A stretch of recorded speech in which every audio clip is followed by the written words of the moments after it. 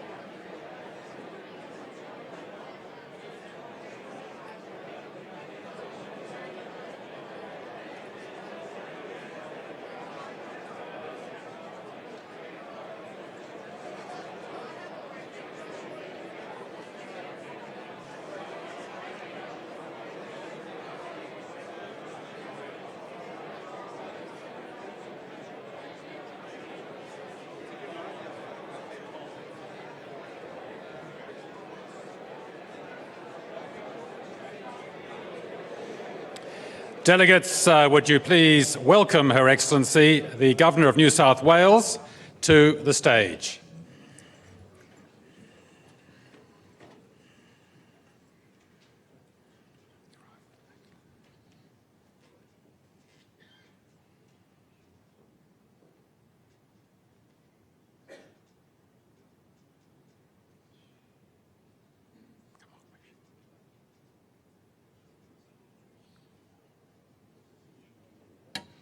Well, I've just got the signal. It's 1 minute.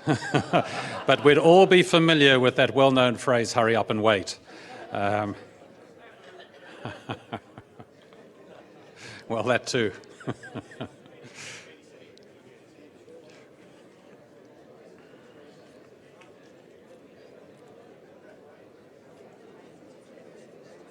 You would notice I have been watching the entrance doors keenly for the last few minutes, and I appreciate the fact that you're now standing.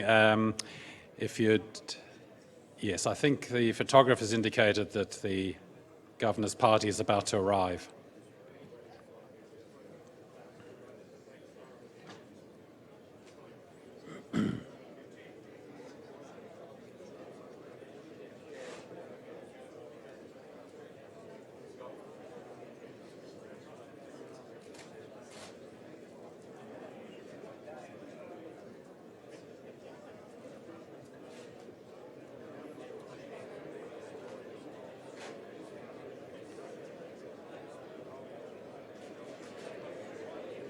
Ladies and gentlemen, Her Excellency, the Honourable Margaret Breasley AOQC, Governor of New South Wales.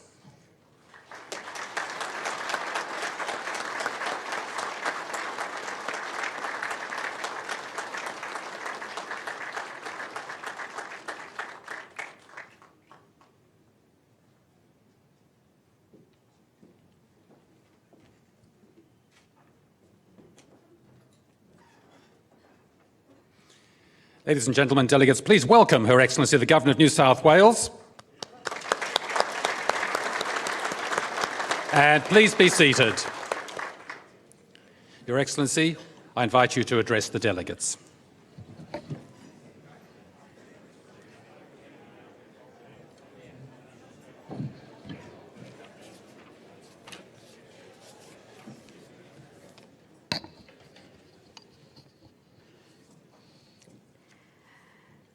I thank Jeff for the invitation here today, acknowledge Mr Ray James, Mrs Pauline James, most particularly the delegates and the members of this really wonderful and historic organisation. I acknowledge the Wiradjuri people, the traditional owners of the land on which you gather, and I am here, and pay my respects to their elders past, present and emerging.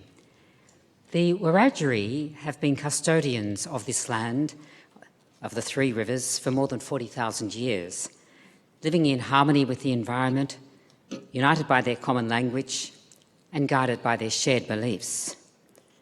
The kinship rules of the Wiradjuri mean that nobody would ever be alone without someone to care for them. How close is that to your organisation?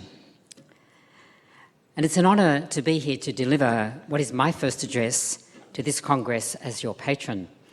I do apologise that we've kept you waiting a little, but it was one of those days where the printer refused to print, the air traffic control refused to be as efficient as they normally are, and I think the headwind slowed us down a little. But thank you for your patience and thank you for your very warm welcome. And I wish to acknowledge the commitment and the loyalty that each of you have shown in this organisation over a difficult couple of years. And I appreciate that you are gathered here because you do care about the mission of the RSL, the mission to respect, to support and to remember our veterans and their families. You know, we live in interesting times. We're experiencing a world of constant change and acceleratingly so. You know, new technologies are just appearing at breakneck speed. I mean, I've got a thing which I think says 4G on it. I fly over certain parts of the land and it says 3G, and yet I read in the newspaper that I should be up to 5G. So, you know, we're having to accommodate this on sort of in just about every facet of our life. And when you think about it, a decade ago, smartphones didn't exist. 3 decades ago, very few people even owned a computer. And I'm sure there were those of you who, as soon as you arrived at this venue today, started asking for the details of the Wi-Fi, an Australian invention which was only patented in 1992. You know, businesses use this term exponential change to describe the trajectory that we're experiencing. It's not slow, it's not linear, it's not incremental. In many ways, it's taking us all off the charts, but that's the technology. The US military uses the acronym VUCA to describe today's world with its volatility, its uncertainty, its complexity, and its ambiguity. Our own 2016 Defence White Paper described the coming decades as times of greater uncertainty and unprecedented transformation. We decommissioned a ship on Saturday, which actually sailed very well, but at 30 years it was considered not fit for Australian purposes anymore. And what I've just given you is very much a macro world overview at the governmental level. What about what goes on in our lives on a daily basis? Well, the average Australian household has reduced from 4 to 2. I mean, I came from a family of 7. To have 2 people in a household isn't really the way that I grew up. The single-person household is now our fastest growing household type, a trend which increases the risk of social isolation. There are apartments being built that don't have kitchens. You go down and buy something, so you don't come in. You don't bring people into your home to share a meal. The rate of relationship breakdown has increased, disrupting friendship circles and indeed neighbourhoods.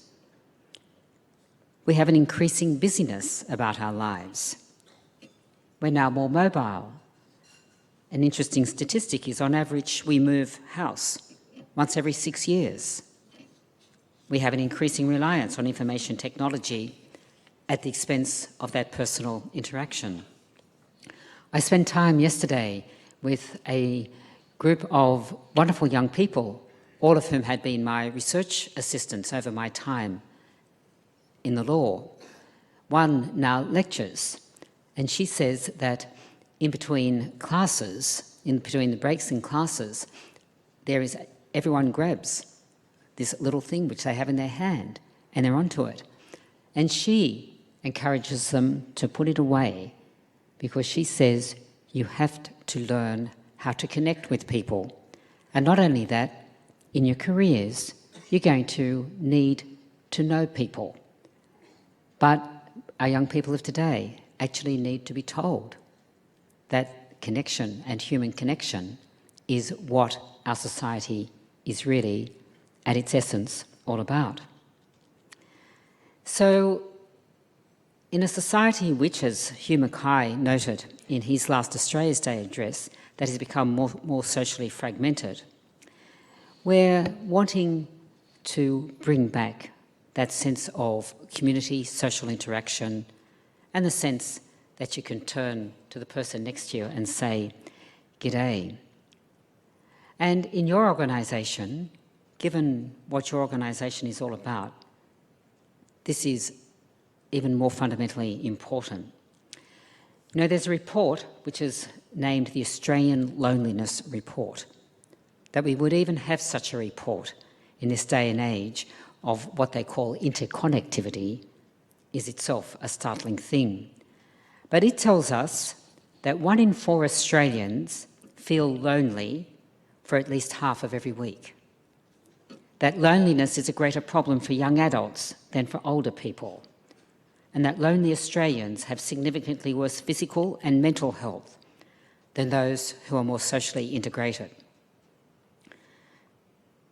And when you build into this environment the experience of our younger veterans who have often experienced amplified disconnection, loneliness, and a sense of isolation, we know that we have some work to do and that your organisation is very important. Of the thousands of Australians that served in the Army, Navy and Air Force between 2001 and 2016, 56 died during deployment, but another 373 suicided afterwards. We know that men serving full-time or in the reserves are half as likely to die by suicide as other men. However, once discharged, the story is very different. Young men under 30 suiciding at double the rate to other Australian men their age and veterans over 30. Of veterans over 30, 18% are more likely to die by suicide than average. So we as a society and we as an organisation have a huge responsibility not to interconnect, but to connect. And when the Return to Soldiers associations began to spring up around Australia in 1915, the world was also experiencing a huge change.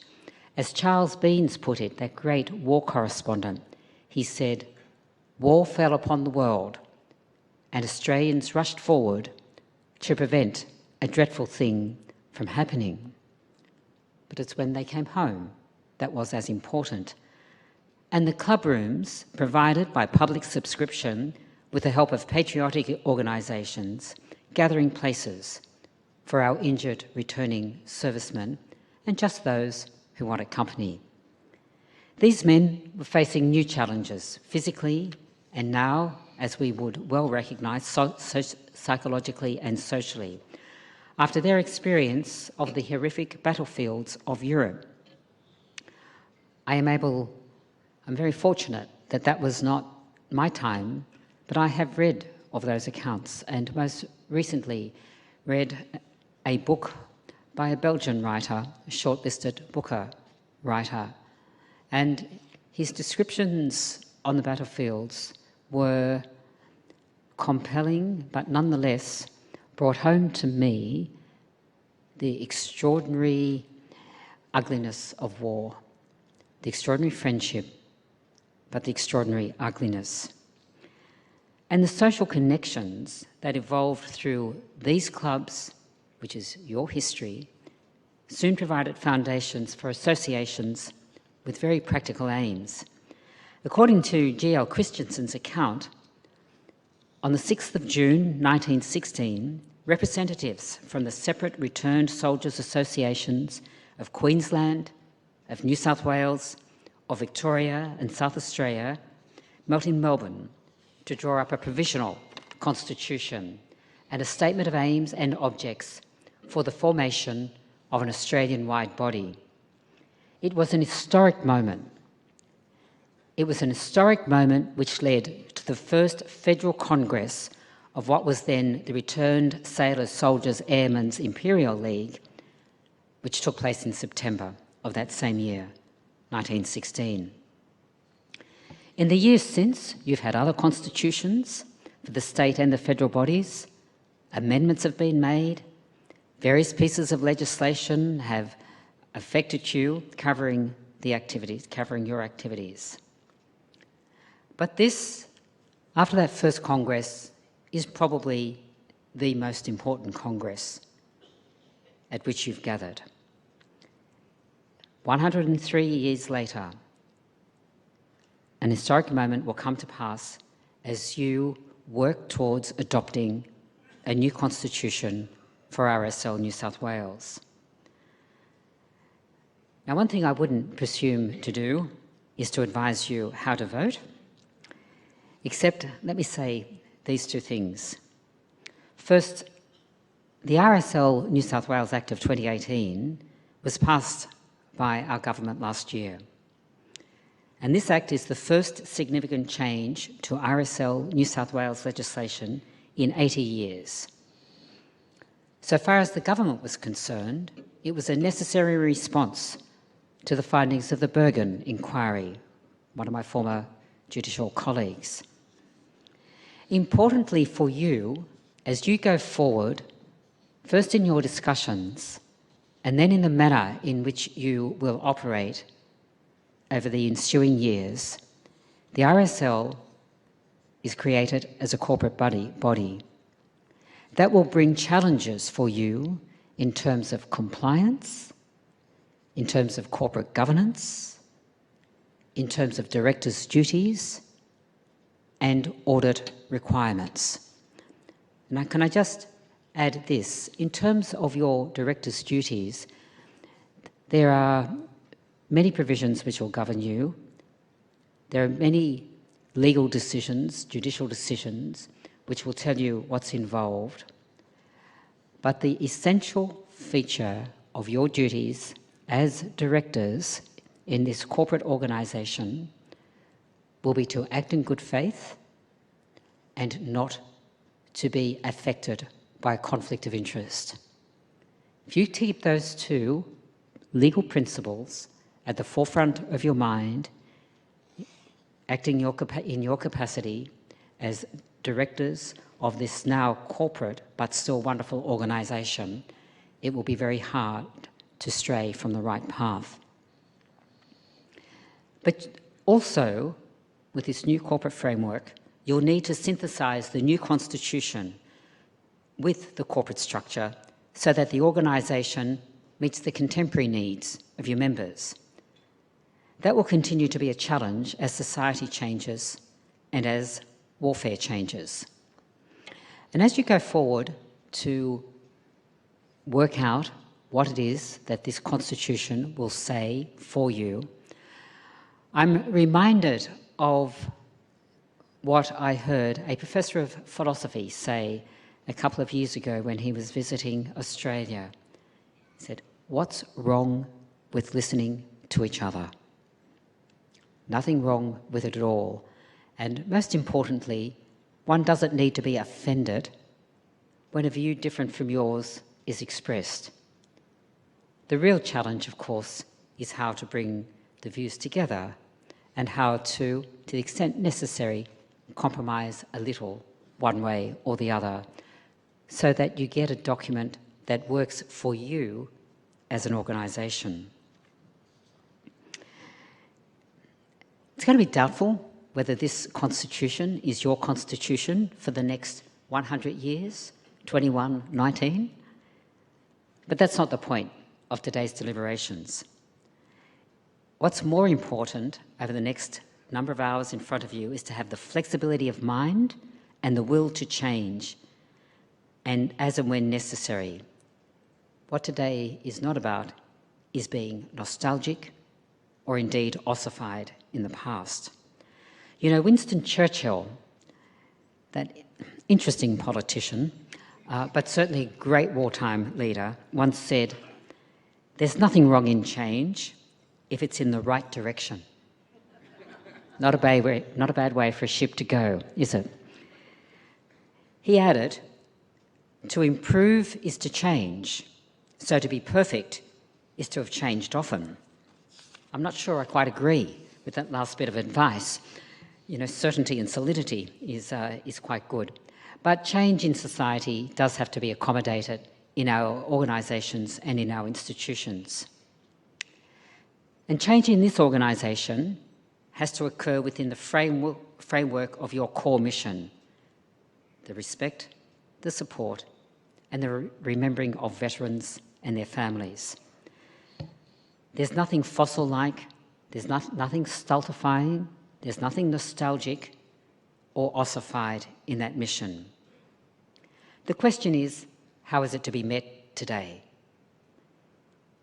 What is it that works in your organisation, and where are the gaps?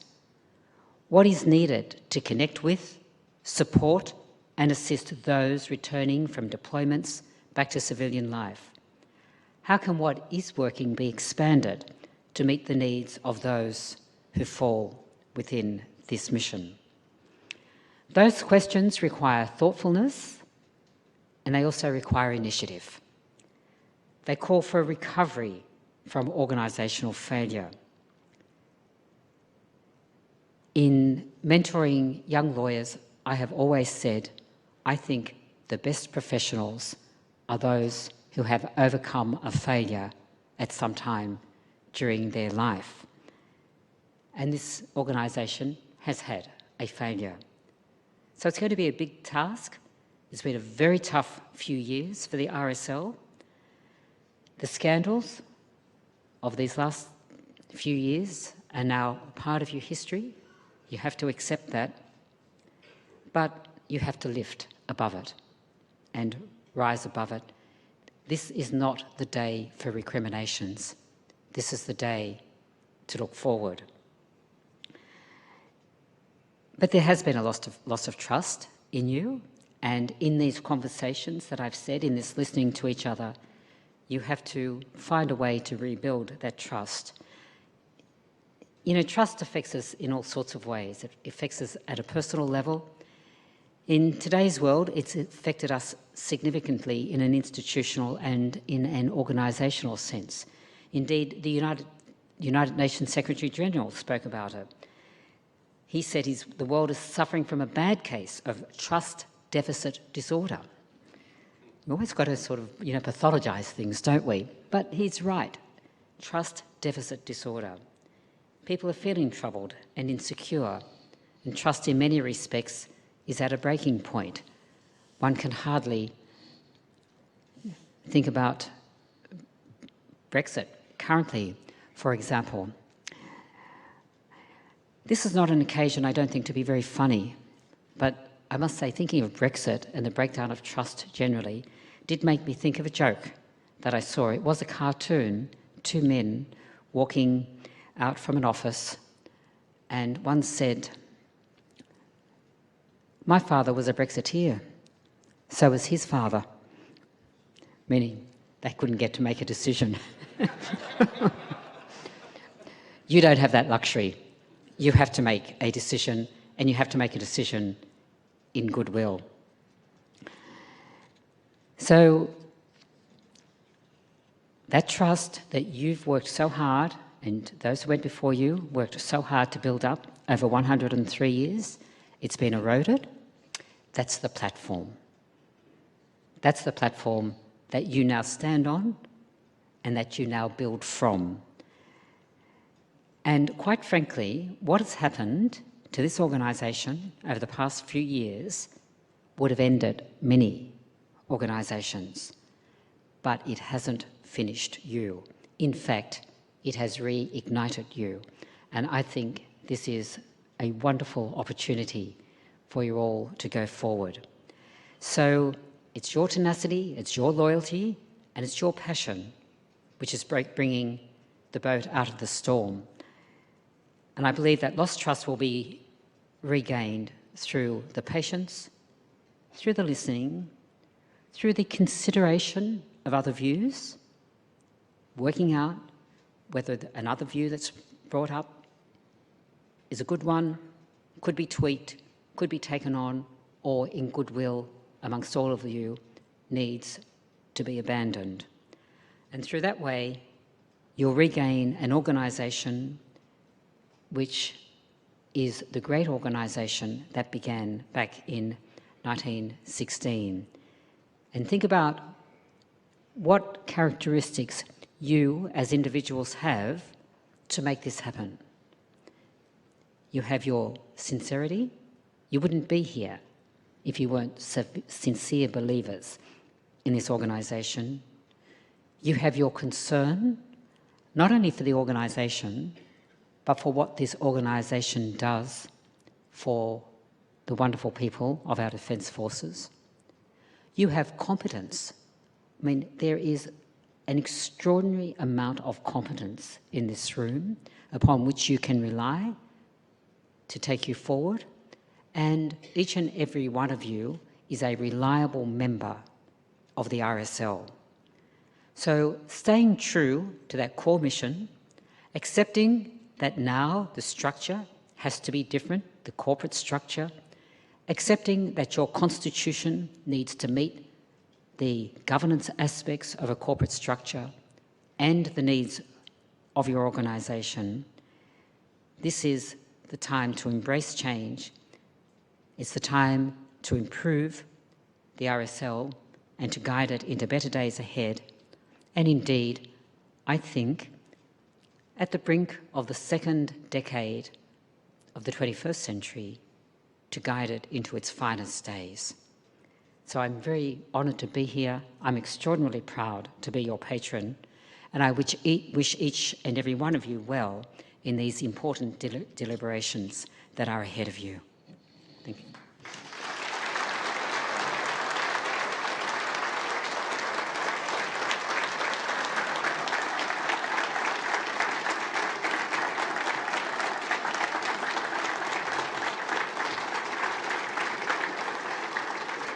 Thank you. Thank you, Your Excellency.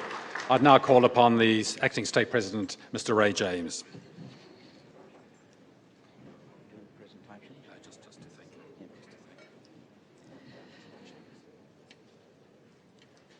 Your Excellency, thank you very much for that address today. I'm sure the membership is well addressed across everything that you mentioned, and your support is very well appreciated.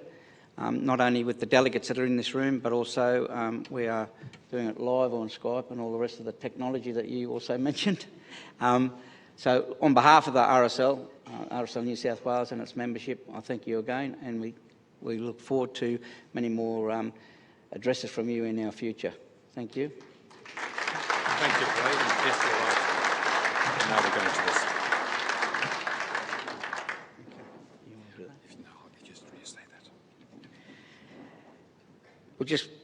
We're coming to our presentations, and there are three, I believe. Yes, I'll do it. Thank you. And I'll leave that up to the man who's trying to take over the mic from me. Thank you very much, Acting State President Ray James. We do come to a very important part of today's proceedings, and we're honoured to have the Governor of New South Wales here to make the presentations. Thank you for being here, Your Excellency. Our first award is the Meritorious Service Medal. This award is considered the highest honour which can be bestowed upon a member of RSL New South Wales. All recipients must have 30 years continuous RSL membership and have given 25 years continuous outstanding honorary service. The Meritorious Service Medal is presented to Mr. Ray Hawkins from Barara RSL Sub-Branch. Mr. Hawkins was an executive member of Barara RSL Sub-Branch from 1975 to 2015, where he continues to assist the current executives of the sub-branch. He was awarded life membership of the League in 2004. Mr. Hawkins has been a marshal at the local Anzac Day service for over 30 years. He shows care and concern for other sub-branch members and has conducted tributes at several funerals. Mr. Hawkins also assists with transport for medical appointments and carries out hospital visits. He talks to those eligible veterans about RSL membership and also conducts school and scout group presentations about veterans. Mr. Ray Hawkins.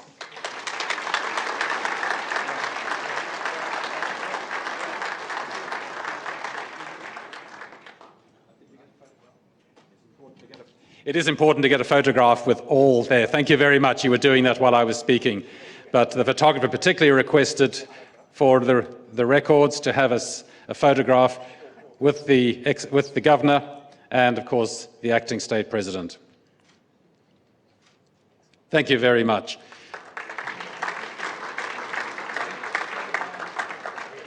Now, our next award, Your Excellency, is the Certificate of Merit and Gold Badge.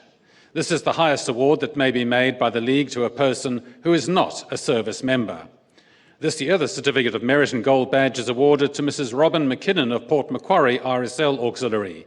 Mrs. McKinnon has been an RSL Auxiliary member for 43 years, serving as President of the Ryde Auxiliary for 20 years, during which she was also State President of the CCWA for 3 years, from 2013 to 2015. Prior to that, she served as State Secretary and Treasurer from 2006 to 2013. Mrs. McKinnon is community-minded, and that's shown through her hospital visits once a month for over 8 years. She is still very active with the Port Macquarie RSL Auxiliary, giving regular advice to that committee. Unfortunately, Robin is not able to be with us here in Albury, so Mr Greg Laird, Port Macquarie RSL Sub-Branch President, will accept this award on her behalf. Your Excellency, Mr Greg Laird, on behalf of Robin McKinnon.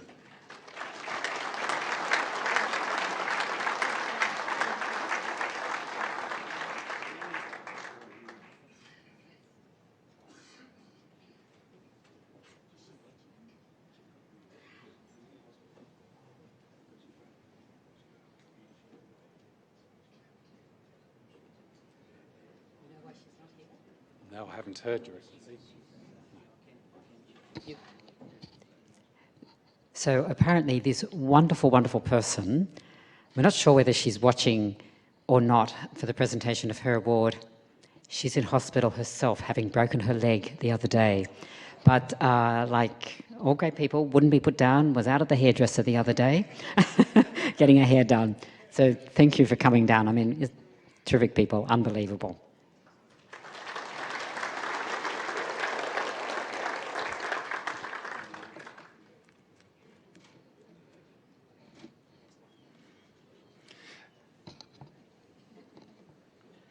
Now, our final award, Your Excellency, is the Lady Woodward Cup, and I invite Mrs Pauline James, RSL Auxiliary's President, to the stage.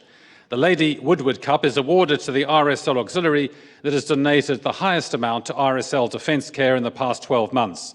The Lady Woodward Cup is awarded to Ingleburn RSL Auxiliary.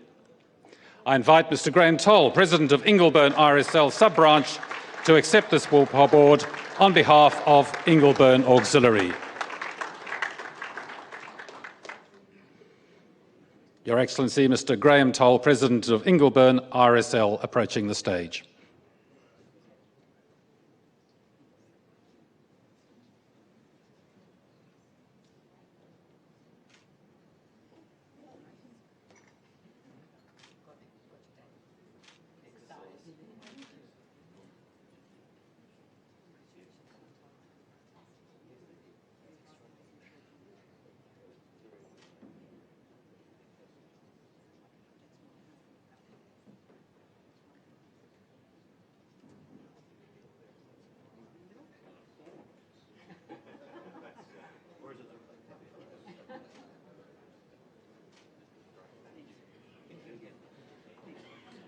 Your Excellency, thank you. And congratulations to all those award recipients and those representing. Now it's my pleasure to invite back Mr Ray James to once more thank the Governor for her presence with us this afternoon and to congratulate those award recipients.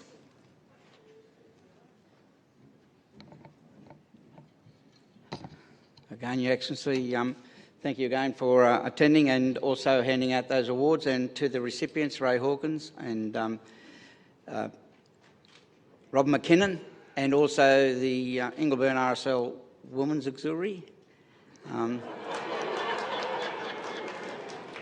Everybody knows Ingleburn's pretty close to my heart too, because I'm a member of Ingleburn. So again, thank you and congratulations to all those recipients, and again, thank you, Governor. And just whilst I have got the mic, I'd like to acknowledge that we have got the State Member for Albury, Justin Clancy, and also the Member for Campbelltown, Greg Warren.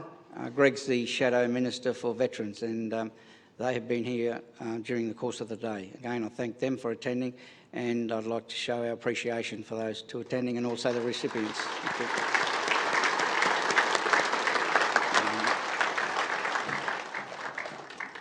Ladies and gentlemen, thank you very much, and would you please stand as the official party departs, and once more thank you to Her Excellency for attending this Congress.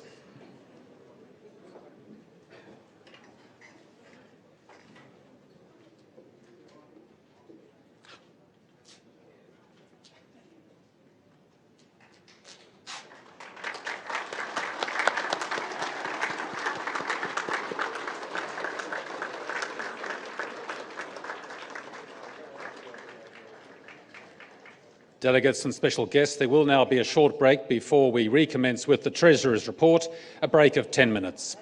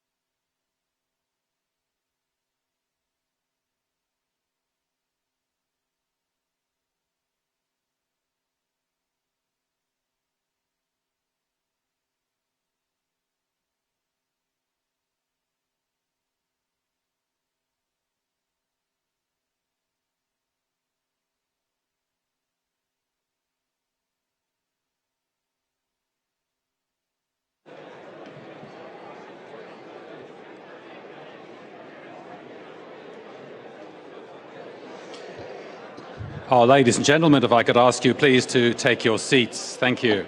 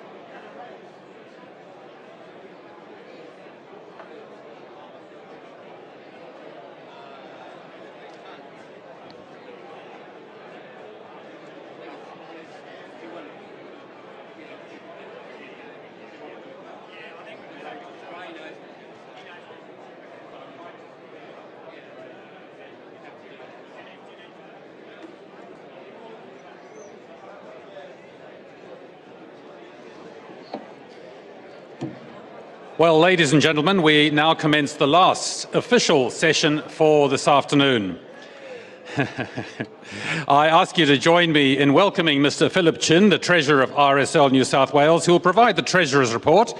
He will be accompanied by Acting President Ray James, who is just farewelling the Governor in the foyer, the Chief Executive Officer John Black, and Chief Financial Officer Nicole Hasrouni. At the end of Mr. Chin's report, the panel will respond to written questions, after which you'll have an opportunity to ask questions from the floor. So I'd invite Mr. Chin to provide the Treasurer's report. Thank you. Thank you.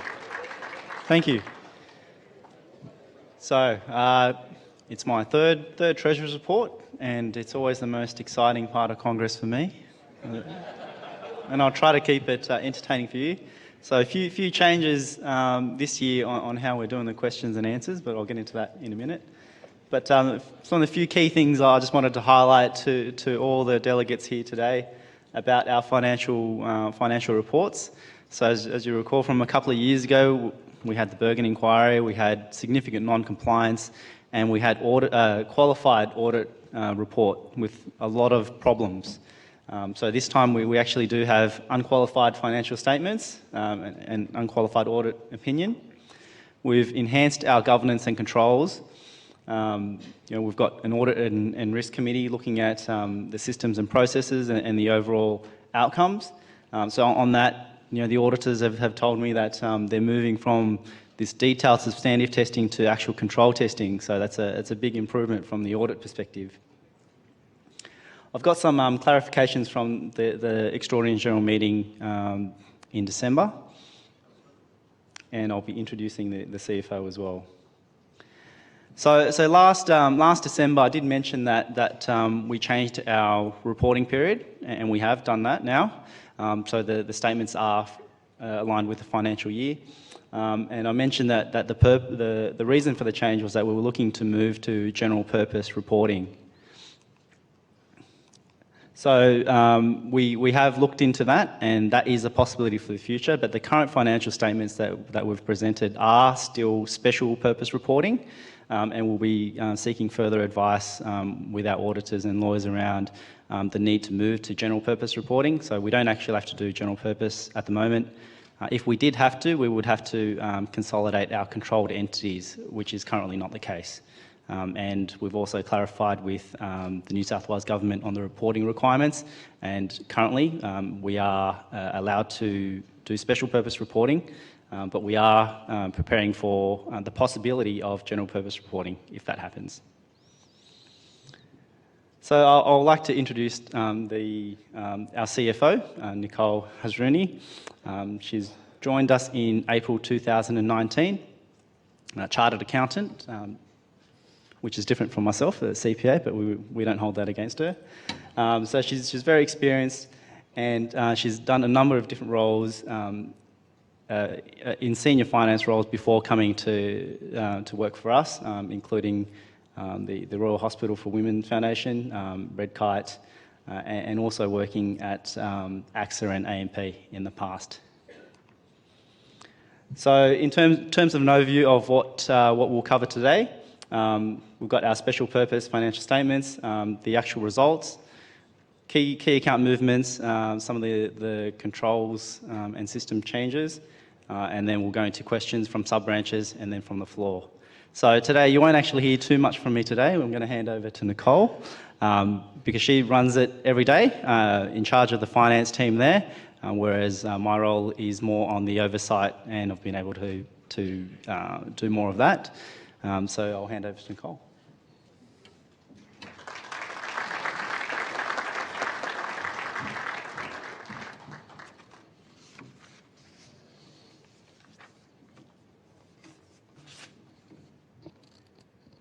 Thanks, Philip. Good afternoon, everyone. I'm delighted to be here, and it's my first Congress, and what a morning it's been so far. As Phil introduced, I'll be going through the special purpose financial statements and the preparation for them for last financial year. We'll also give an overview of those results and highlight some key account movements, and also go through some of the changes which have occurred in the finance team and more broadly at RSL New South Wales, following some of the recommendations which were made through the Bergen inquiry and also by our auditors. We'll then take some time to move through the questions which were submitted by the membership, sub-branches and district council members, and then, as Phil said, we'll move back to questions from the floor.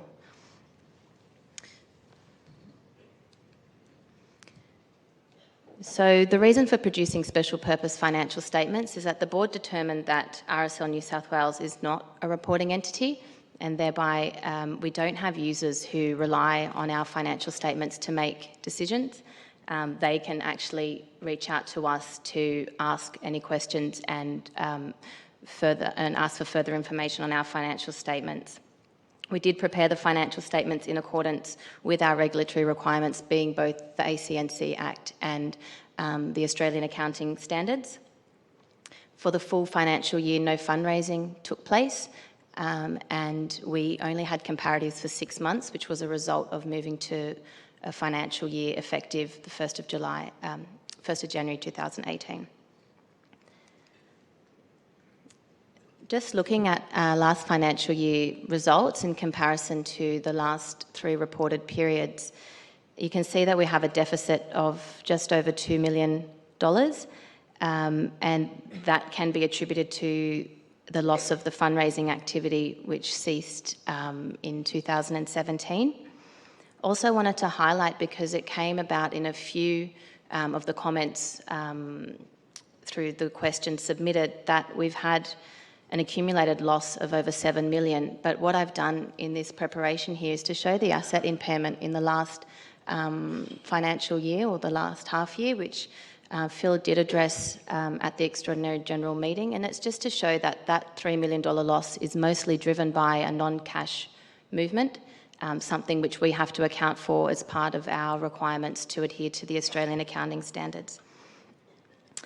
That asset impairment, is the revaluation decrement of one of the investment properties we hold, which is 262 Castlereagh Street. Some of the other details are addressed later in the questions, so that you don't have to hear me say them twice. I'll just address them then. In regards to our revenue, just highlighted here some of the key account movements between the comparatives and last financial year. You can see we had a gain on the sale of Tanilba Bay property. This was the conclusion of a long process to sell that property, and we made a gain on that sale. In other income, we've recorded about $2.5 million in fee for service received from RSL WBI, and that's associated with RSL New South Wales assuming the delivery of Defence Care from the 1st of January 2019, and I'll talk a little bit more about this later, as it did come up in the questions. In terms of rental income, we did see a big increase on rental income, which came about from Mazzara, which is a restaurant at Hyde Park Inn. They had ceased their lease term of 5 years, and we applied a market rent review, which saw a big increase in the rent there. For the expenses, we can see that administration-related expenses saw an increase, driven a lot by the systems and process implementation which took place, meaning that we now have software and licensing fees associated with the systems we're using to adhere with our compliance requirements. We also had travel associated with Veteran Sport Australia as part of their program of delivery, and some Hyde Park Inn expenses there too. Client support payments, something new as well to RSL New South Wales, with the delivery of Defence Care services, and that's for providing financial assistance in the form of accommodation, disaster relief, utilities and funeral assistance to those veterans in need. We've got an increase there as well in employee benefits expense, partly which came about from the Defence Care team, who are now employed by RSL New South Wales. We have some additional team members, and as you can see, the total number of staff members has gone up from 26 to 58. and 25 of those were employees of RSL WBI, who then became employees of RSL New South Wales on the 1st of January. Other employee-related expenses, a bit of an anomaly in the last financial year where we had a one-off adjustment to payroll tax, and that was adjusted back this year, and a few costs associated with recruitment of key positions within the organisation. The training and development also includes the Australian Institute of Company Directors course, which our directors attend in order to be across their responsibilities as directors. In terms of assets, other financial assets, we were holding term deposits which weren't generating a great return for us. Those were liquidated and we've moved those into managed funds which are being managed against an investment plan. We recognised Concord RSL at its fair value as that came across, and I'll talk a little bit about that later because it also comes up in other comprehensive income and was one of the questions which was submitted. And we have recorded our computer software as an intangible asset. As I said, the systems and processes which have been implemented in the past year did also require some investment. So what have we been doing as a team and as an organisation? I guess following recommendations from the Bergen Inquiry and auditors, we've implemented systems and control which deliver a robustness in controls and processes. We've got Microsoft Navision, which we use to accurately record all financial transactions and maintain financial records. Power BI, which is an analytic tool, and we're using this to report to the board and also as a management team to be able to make informed decisions. We've got Concur in place as well, which is an electronic approvals and adequate record keeping for invoices and expense reimbursements, also including credit cards. And we've done a lot of work around updating policies and procedures to document the improved governance, and that's not just in finance, that's across all functions within the organisation. So we received a considerable number of questions from a select number of representatives that I'll now address. I've grouped them where possible, and I'll read through them and identify which sub-branch or district council provided those questions. None of the submitted questions were addressed to the auditors, and so they're not here today. But if there are any questions later from the floor addressed to the auditors, we'll take them on notice and we'll have those responses published for you.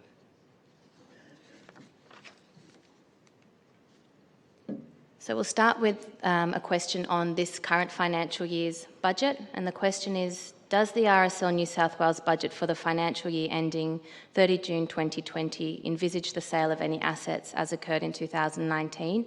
And if so, what are the assets proposed to be sold? And that question came from Bundeena sub-branch, Rockdale and Cumberland sub-branches.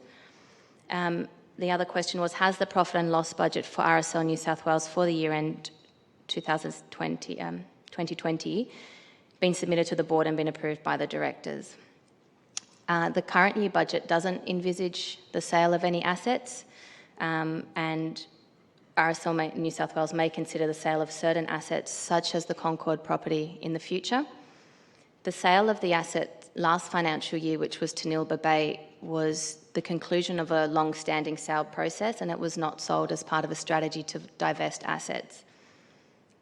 The budget was approved at the June 2019 board meeting, and it was prepared with a bottom-up approach. All management representatives contributed to the preparation of the budget, and it's been closely monitored as it's set to bring the result back to a minor deficit. Question from Mossman: is this financial statement able to be measured against any forecast budget for RSL New South Wales? The financial year 2019 results were managed against a budget which was implemented at the commencement of the financial year.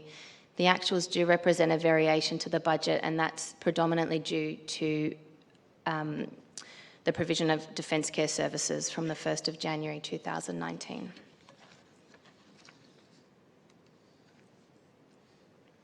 In regards to our strategic plan and financial objectives, Mossman asked what financial objectives have been achieved during the period and what have not, and by how much in each case. What is the relationship between the existing strategic plan and this display of financial outcomes? There was no strategic plan for financial outcomes. The strategy for the financial year was to ensure compliance with our regulatory requirements, including the ACNC and fair trading obligations, to build and enhance systems and processes, and to further our charitable purpose.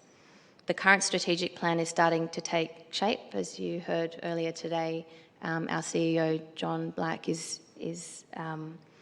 already working on that as the pieces of work around compliance are closing out.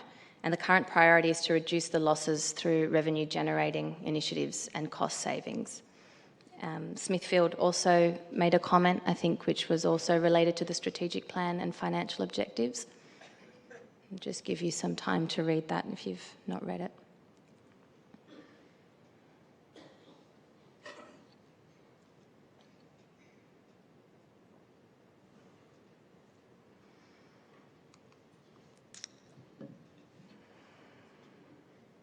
So RSL New South Wales losses and current position from Rockdale sub-branch and Cumberland sub-branch.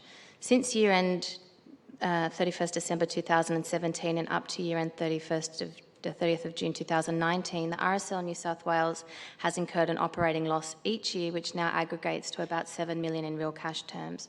What measures during the period have the directors taken to mitigate these losses? From Northern Beaches District Council. The actual loss for the period was $2 million. Last year, $846,000. What strategy has been considered or implemented to correct this adverse trend? Expenditure at $578 per member is excessive. What is the current position of RSL New South Wales with respect to liquid or financial assets? Again, from Rockdale sub-branch and Cumberland sub-branch. The directors have managed the expenditure closely, and they are aware that they have been forced to access reserves in the absence of fundraising to respond to the outcomes of the inquiry and the enforceable undertaking. This is to ensure that governance and systems meet those regulatory requirements. It's our first priority to return the organisation to cost neutrality, and a plan which includes fundraising, alternate revenue sources and cost cutting is being implemented to achieve this. The cash position at the end of 30 June 2019 was $2 million, and we had financial assets of $5.8 million. Question on cash flows. From Brooklyn sub-branch. Payments to suppliers, employees for the 6 months to June 18 was $6 million, and 12 months to June 19 was $16 million. The pro rata increase is $4 million. $2 million of this increase is due to RSL assuming the delivery of Defence Care, and the remainder relates to other operational expenditure, including one-off expenditure required to deliver on meeting governance and statutory requirements.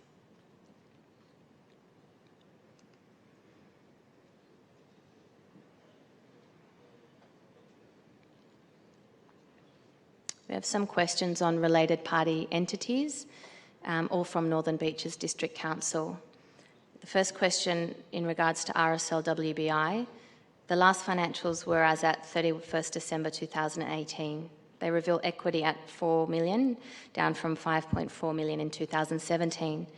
Is it proposed that WBI will be allowed to run its assets down with all future activities carried out by RSL New South Wales, or will the network continue to donate to WBI? All Defence Care activities are currently being run by RSL New South Wales, and any contributions can be made to RSL New South Wales. In regards to AFOF, or Australian Forces Overseas Fund, no financials have been provided for this entity. Could you provide Congress with an update on their current status? What is the entity's financial year? Will it be continuing to raise funds? Is there access to financial statements and a strategic plan for the entity? Financial statements for AFOF for the year ended 31 December 2018 are available from the ACNC website. The Trust reports to a calendar year. and it will continue to accept donations and provide services to ship departures and arrivals, and to provide care packages for service personnel on overseas deployment. However, it will no longer fund overseas trips to trustees or veterans.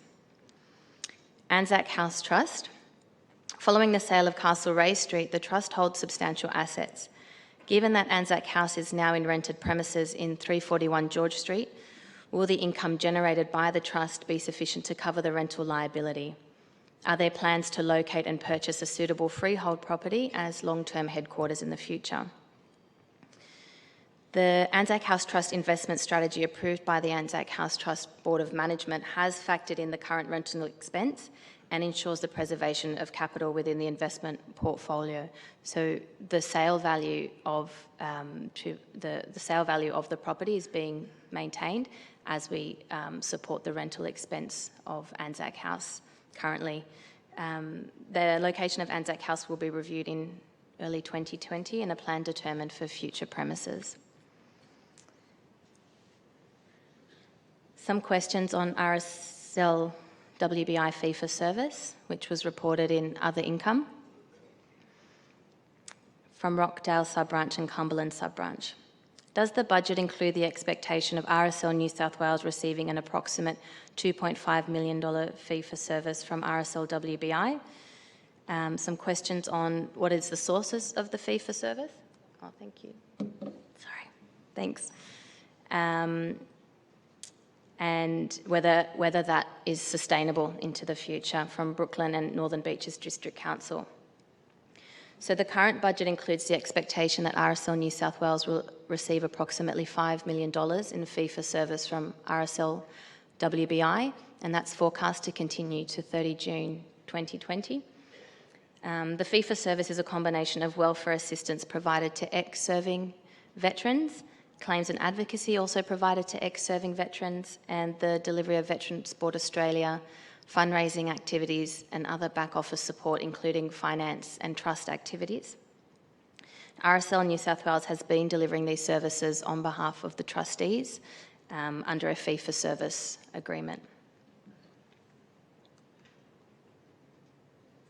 The relationship between RSL WBI and RSL New South Wales, Bundeena Sub-Branch has asked that we give a little bit of information about this in simple terms, so I hope to be able to do that. RSL WBI is a trust providing services to ex-serving veterans under the trading name RSL Defence Care. The objects of the trust are limited to providing these services to ex-serving veterans. In January 2019, RSL New South Wales took over the provision of services to enable RSL Defence Care to continue to provide services to both current and ex-serving veterans. RSL New South Wales continues to deliver these services, and RSL WBI pays a fee to RSL New South Wales for those services provided to ex-serving veterans only. It is not intended that the financial year for RSL WBI will change. It will remain a calendar year. In regards to the second question around the net deficit of $2.3 million, we've referred that question to the RSL WBI trustees, and we'll come back to the Bundeena Sub-Branch on that question.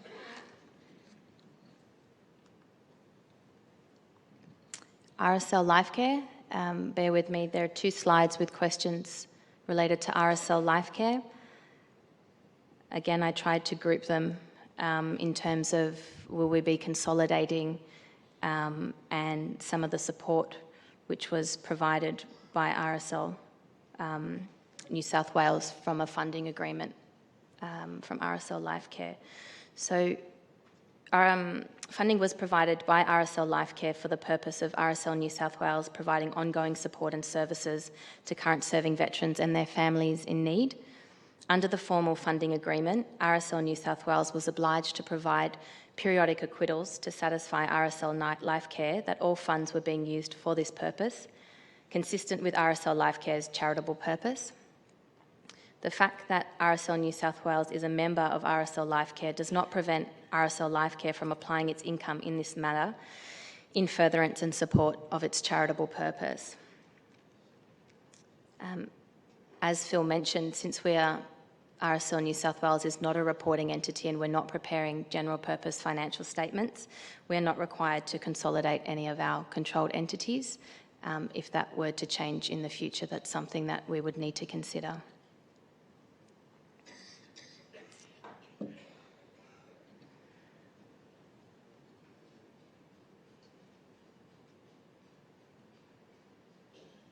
So in note 21 of the financial statements where we've reported related party transactions, there was an amount there of $211,000 owing to RSL Lifecare.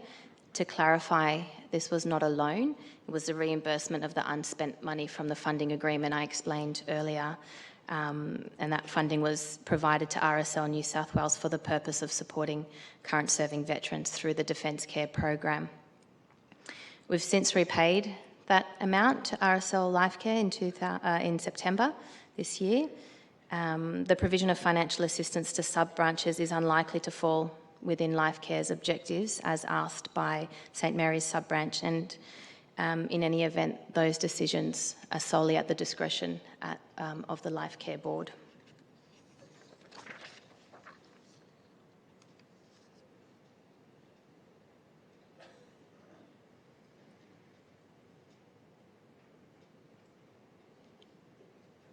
So thank you from Cumberland and Bundeena for the questions in regards to our submission of our financial statements to the ACNC. The ACNC annual information statement does separate income from gains from total income. Therefore, it was reported without the $750,000 from the sale of the Lemon Tree Passage to Nilba Bay property. We had a question about using the term revenue and income there from Bundeena, and those terms can be used interchangeably. RSL New South Wales has elected to use revenue, consistent with the accounting standards. I think I'm about halfway, so bear with me. Northern Beaches District Council asked a question. So sub-branch support fund surplus has been treated as revenue. In the past, any surplus in this fund has been carried over as a current liability. In future, all funds raised specifically for sub-branch support to be used in that capacity or diverted to other areas. No, all support fund monies received are used to support sub-branches, irrespective of their treatment in the financial statements. However, the rules around conditions related to recognising income as a current liability are changing, and this is having an impact on the broader charity sector.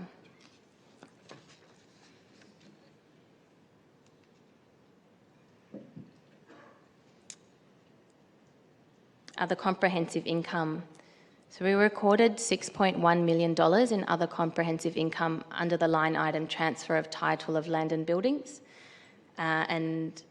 Question by Bundeena and Northern Beaches District have also asked us to clarify what that comprises and why the Concord fair value price would be different, and I'll explain that now. So the 6.1 million is broken down as Concord, 5.4 million, and Darrington units, 650,000.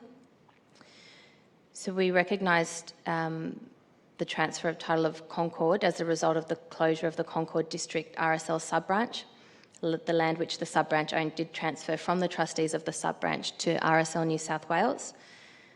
This was recorded as comprehensive income in our financial statements at its fair value at the time of $5.45 million. The difference between the $5.45 million and the $5.75 million in assets held for sale relates to the costs incurred in transferring that property across, part of which is stamp duty.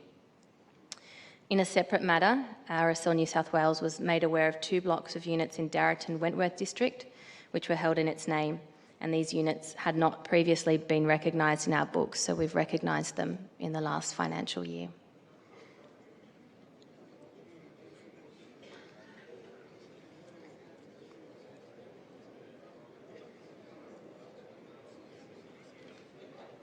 So we had a question here, 4 questions around the increase in administration expenses, mostly due to software and licensing due to systems implementations to enhance our governance and controls.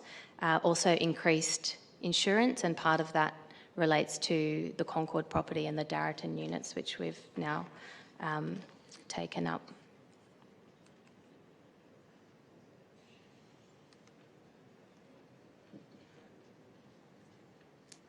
So as I mentioned earlier, with the transfer of the Defence Care program to RSL New South Wales, we're now making payments of client support directly to veterans in need, and they cover accommodation support, disaster relief, education support, funeral assistance, medical, motor vehicle assistance and utilities support.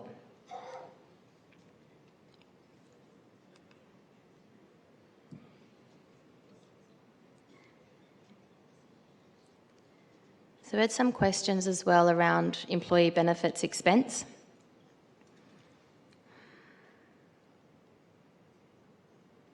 I'll just give you some time to read those.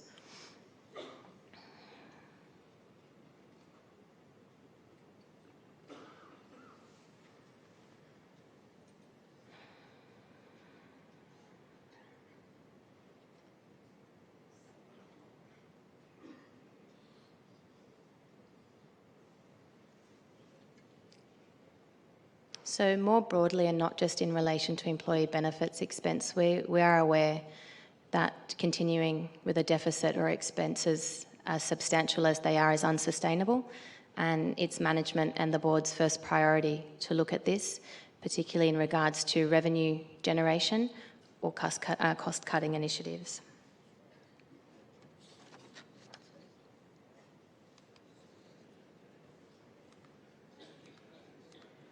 Why does it do that?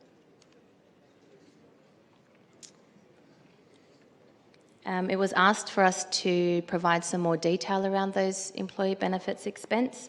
So Anzac House currently employs 60 staff members, of which 52 are full-time and 8 are part-time.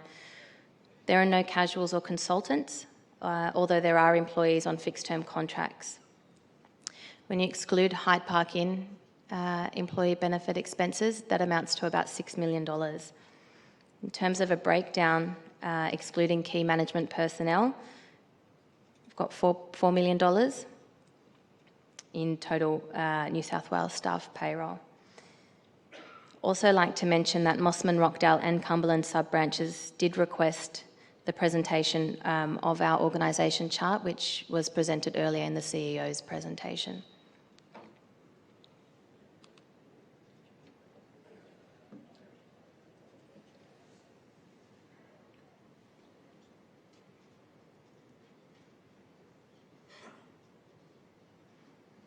So in regards to the disclosure of key management personnel in the notes to the financial statements, consistent with other charities, individual employee details are confidential and remuneration is presented in aggregate as required in the accounting standards. However, in regards to termination terms, we have notice periods for key management personnel between 2 and 6 months.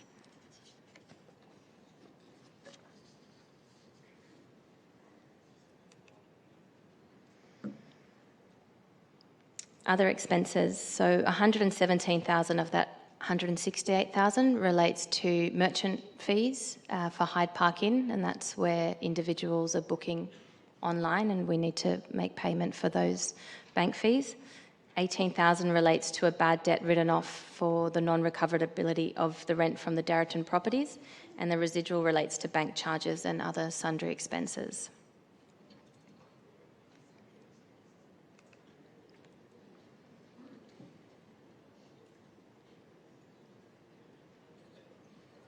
So I'd like to go through the breakdown of professional fees that were paid in the last financial year. They amounted to approximately, well, they amounted to $1.1 million, and it's been asked what were they spent on and who were providing these professional fees.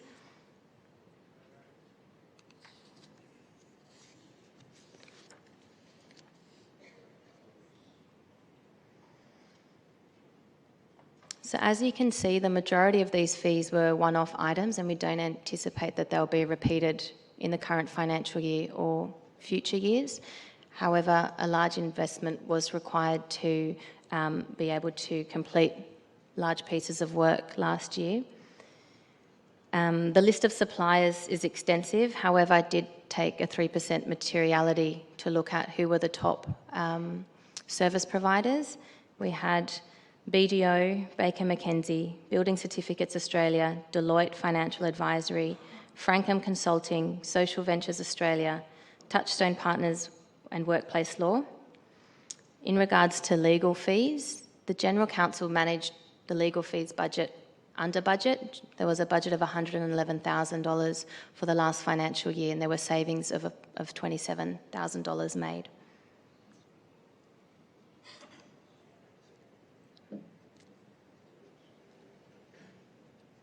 Northern Beaches District Council has asked $258,000 relates to rent for Anzac House 341 George Street and paid to the Anzac House Trust.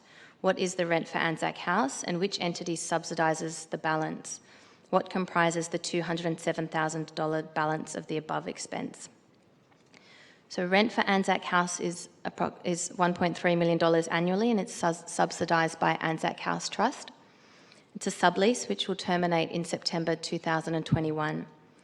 The additional $207,000 can be broken down as rent for Campbelltown of $43,000, rates and taxes of $73,000, cleaning of $40,000, repairs and maintenance of $27,000, and then lift maintenance, electricity and gas, and security maintenance on the portfolio of properties held by RSL New South Wales.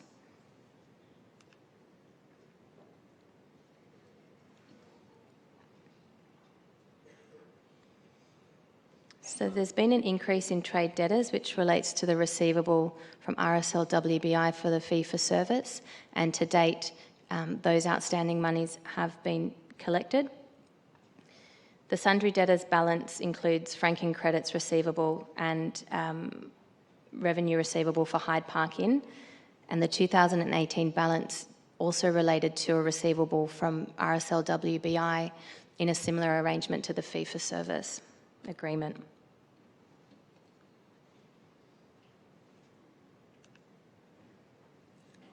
Finally, Brooklyn sub-branch asked a question around Note 21.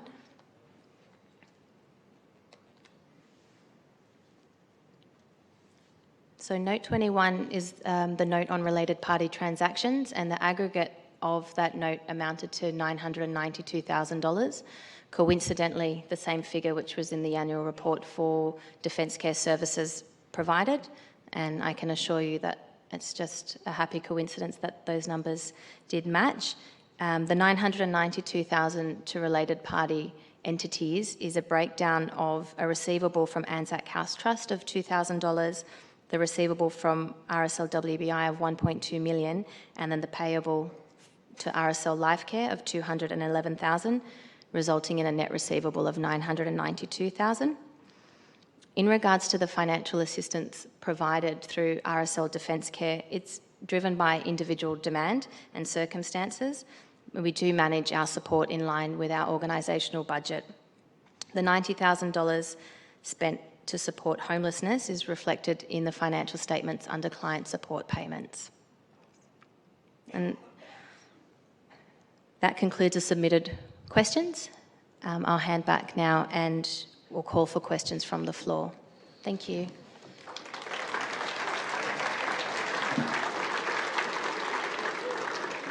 Well, thank you very much, Nicole, for that sterling effort. That was quite a presentation. As Nicole said, this is now time for your involvement, questions from the floor. Once again, we will be calling from the individual microphones that are located around the hall. Delegates, please state your name, the sub-branch or district council you're representing, and then follow with your question. Now, please, I'm advised that the microphones are locked and loaded. In other words, they are primed. Please do not switch them on, because effectively you'll be switching them off. Leave them as they are. They will operate, I'm told. And the first question is from number 5. Question number 5, please. Microphone number 5. Yes, my name is Victor Danko, and I'm from the Mossman RSL sub-branch. I found that presentation very difficult to understand. I don't know where you have to sit, but I was sitting there and I couldn't see the answers. Some of these questions, most of these questions have been submitted weeks ago. If you'd given us the answers weeks ago, we could have a more informed discussion. However, You say that the payroll for the hotel is included in the RSL New South Wales staff payroll. Is that the case? In other words, out of that 6 million, 2 million is the hotel, 4 million is the 60 people. Out of the 7.76 million, 6 million is Anzac House and the residual is Hyde Park Inn. Because they're all employee benefits expense, in the financial statements we record them together. Yeah, this is the problem with trying to pick it up as you're talking so quickly. However,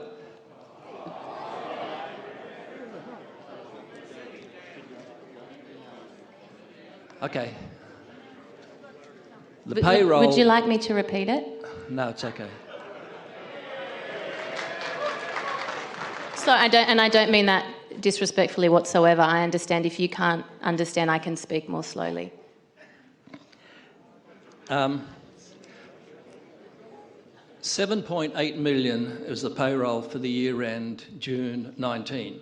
Of that 7.8 million, 1.5 million was for the 9 persons that are now characterised as key personnel. Those 9 people receive an average income of $253,000 per annum. Is that the case or not? I can't say whether that's the average. However, there are other items which have been included in there. Jeff O'Brien has confirmed that to me in a letter. We confirmed that for the financial year 2018. No, 2019. Okay. So we've confirmed that if you take the number and you divide the total, then you would get that number. That's correct. Yeah. The payroll for the hotel, is it included in those 60 persons that are at the George Street office? The 60 people I was referring to just refer to Anzac House and exclude the Hyde Park Inn employees. Oh. So that's... Okay. This is the problem, because if I start asking detailed questions, I'm going to be taking up everybody's time.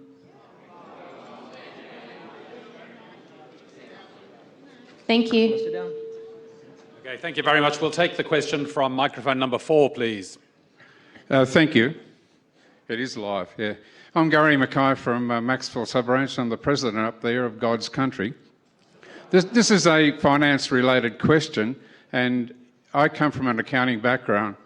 And I was just wondering, I did ask this question last year about, I like the way we're going forward, and I think I commend everybody to get that track. But we must also look at our behinds. And I still want to know, are we doing anything about the compliance issues that our former accountants didn't pick up a couple of years ago, and it's cost us millions of dollars in expenses, and are they covered by insurance? That's my questions, I guess. Are we doing anything? If so, what are we doing? If it's not, are we covered by insurance? So are you, just to confirm, are you referring to our previous auditors and what they did? Or didn't do? Or didn't do? Yes. So we have sought legal advice on that matter, and we have pursued it as far as we could go.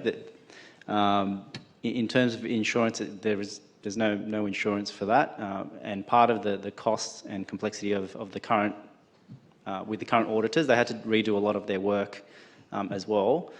We have lodged complaints and made representations to the governing bodies, but in terms of whether we want to continue and pursue legal action, the board has considered, and we'll leave it at that. And but we haven't been able to take any action to date. But we have done some things. Okay. Because the only reason I'm saying that, there's many millions of dollars that have been incurred in the Bergen inquiry, et cetera, et cetera. That's what I'm getting at. And we've had, somebody's got to pay, and it's us. Thank you. Yeah, unfortunately, it is us, and part of it, we can't just blame the auditors. The organisation as well, and the previous board bears that responsibility.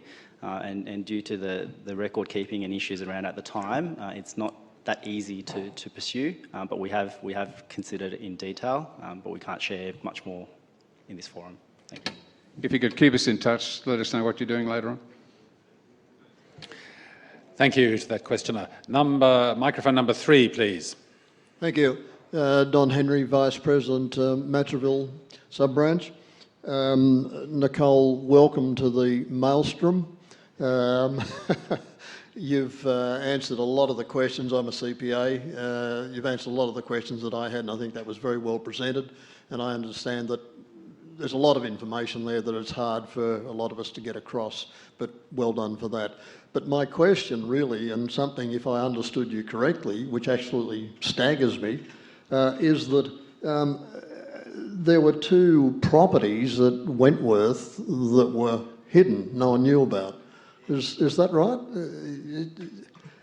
Did I misunderstand what you said, that you'd come across 2 assets at Wentworth that we didn't know, properties that we didn't know anything about? And more importantly, my question is, are we absolutely certain there's nothing else that's been tucked away somewhere? That's correct. Sorry, which part's correct? The first part of your question is correct. RSL New South Wales was aware of the properties but wasn't aware that the properties were in its name. And there may be other ones that we're not aware of. However, we're not pursuing any search for them. How does that happen? I mean, I just don't understand that. I'm sorry. So initially, the sub-branch thought the property was listed under, they had the title, they thought that they had the title. We subsequently found out that the title was actually in RSL New South Wales name, and we have undertaken searches to find any other properties that fall in that same situation. So this happened a very long time ago, and for some reason, it would have been more than probably 40 or 50 years ago, I think. I don't not exactly, but it was a long time ago. At the time, the sub-branch thought the property was in their, they had the title and treated it as such, but we found out later on that it was actually RSL New South Wales. So could I ask a fairly blunt question? Were there any familiar names in those properties? Pardon? Were there any familiar names in those properties, ones that we might have heard of in recent times? Who was living in them? Who was renting them? No, they were, the sub-branch thought they had the title, so it was a confusion around that. So it had nothing to do with people in head office? Moving across the hall now, a question from microphone number 4, please. Yeah, Paul Naylor from Monaro, South Coast District Council. Just reading the profit and loss statement which was put out, and I noticed under the employee benefit expenses was 7.7 million, yet on the comprehensive statement put out in the summary, the figure is 8.4 million. Can somebody explain to me the 700,000 difference? The total figures are both the same, but there's 700,000 difference between one set of figures. Yep, thank you for your question. The annual report is a condensed representation of the full profit and loss presented in the financial statements. I'll have to go back to look at what we included in what's in the annual report, and I'll get back to you. But it's a number of items presented together as in aggregate. But the figures on the one downloaded are exactly the same total figures on the one in the booklet, but there's $700,000 difference. So which figures are correct? I'll have to come and have a look at that with you. Is that okay? Certainly. Yeah, thank you. Not a problem. And we do have someone at microphone number 5 for the next question. Thank you. Good afternoon, ladies and gentlemen. Barry Dixon from Redfern Sub-Branch. In your dissertation, you spoke of several $100,000 being taken from term deposits and put into managed funds. 2 questions. Are those managed funds secured or unsecured? And secondly, where can you illustrate that figure in your assets? Could you demonstrate or show us where those figures are shown in your assets?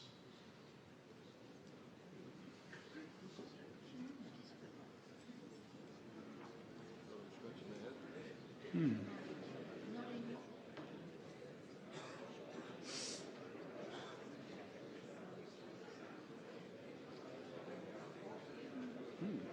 if they're unsecured, they'll just blow out the door.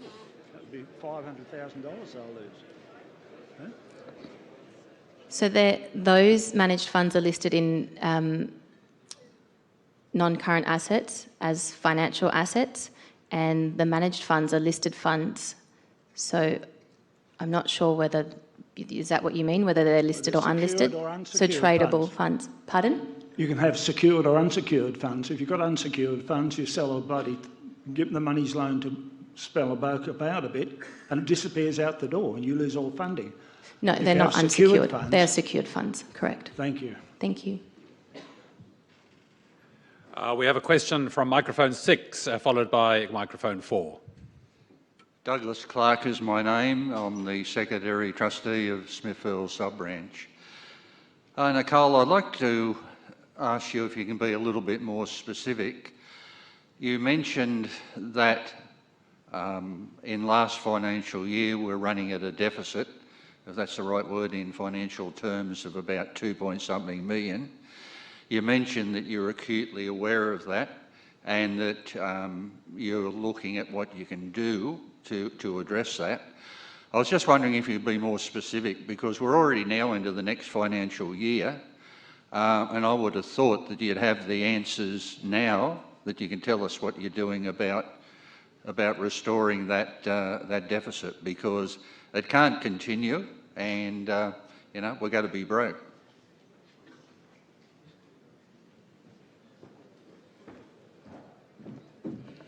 Yeah, I'd like to take that question because obviously, as I said this morning, I'm the accountable officer reporting to the board.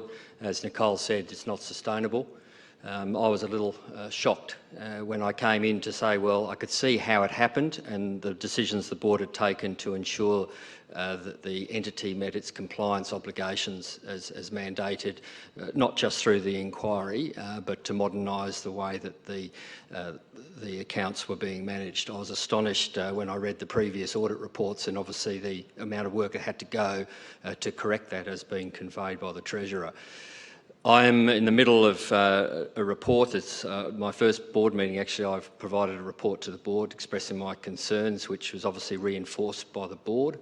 And we're taking steps at the moment to ensure the ongoing integrity of the organisation, both from a cash perspective, but also to protect the treasure that's been invested by members over many, many decades. So it's an extraordinarily difficult circumstance we find ourselves in. The budget that Nicole mentioned will require donations. As you know, we are gearing towards both the Poppy appeal and the Anzac Day appeal for this financial year.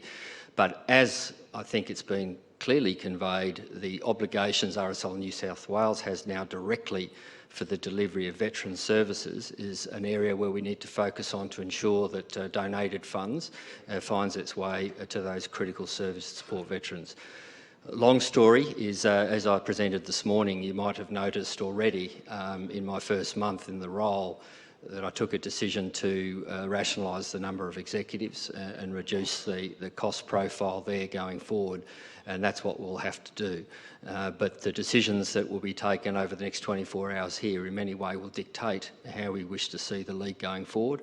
In particular, I mentioned this morning the need to invest for the future to make sure that we can achieve that strategic plan. So the board has got a lot on its mind, and certainly it's given me a very, very, very firm direction. And I've now got an obligation to report at the moment on a fortnightly basis on reducing expenses and ensuring the long-term solvency of RSL New South Wales as a distinct entity as it is.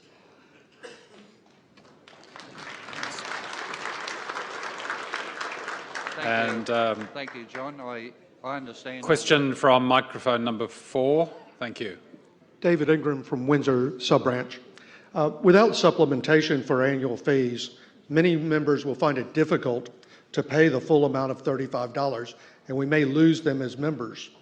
Earlier this year, in a discussion with Mr. Brown and Mr. Chen, they indicated an annual fee of $5 or even $1 would be acceptable, as the funds raised through fees was not a significant amount and the cost of administration of membership was excessive. Would you accept an amendment to motion number 1 tomorrow to reduce the annual fee to $5 and allow sub-branches to manage renewals and just state a roster of paid members in April each year?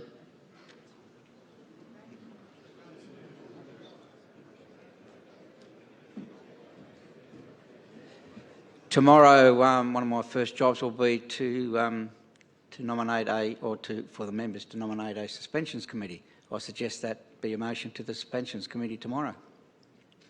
Thank you. Could I ask one more question? A supplementary question to that one? No, it's not. It's a separate question. All right, okay. Well, we'll go to number 5 and then we'll come back to you if no one else has a question for the final question. Thank you. Yeah, thanks, Mr Chair. David Clark from Western Metropolitan District Council. Sadly, I'm not a CPA or I don't have an accountancy background, so please bear with me. Nicole, can I ask you to address the piece that you raised in your preamble that was in relation to a payroll tax anomaly? It sort of glossed over me a little bit, and that was quite a substantial amount of money. I was wondering if you could just repeat what that bit of your preamble was for me, please. Of course, I'm happy to clarify. In the last financial year, there was an adjustment to the payroll tax. We overpaid payroll tax. We hadn't been calculating it correctly, and so we received a refund. So in the financial statements, you would have seen other employee benefits as a negative, and I wanted to address why it seemed to be such a big increase, and it was because of that anomaly in the last financial year. Okay, so that was actually the payback we got from... That's correct. Right. Thank you, Nicole. Thank you. Right, we are nearing the close of this. I do have a question from microphone number 6 and we'll finish. We'll come back to you on number 4. Thank you. Are you standing at number 6? No, okay. Back to number 4. Thank you. Yes, just a real quick question. A couple of years ago, we were talking about a centralized accounting system for all sub-branches. Can you tell us the progress on that?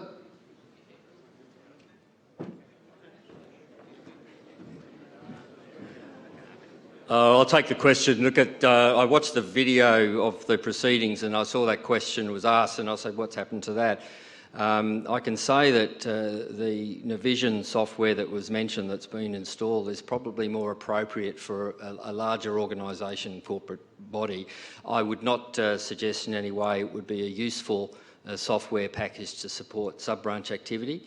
And it's something I'm certainly learning about very quickly about what we need to do, because one of the questions I asked and received a response to was the number of different accounting systems that are currently being used across the league, and of course the burden on volunteers. So I think strategically, again coming back to the strategic plan, how do we wish to go forward?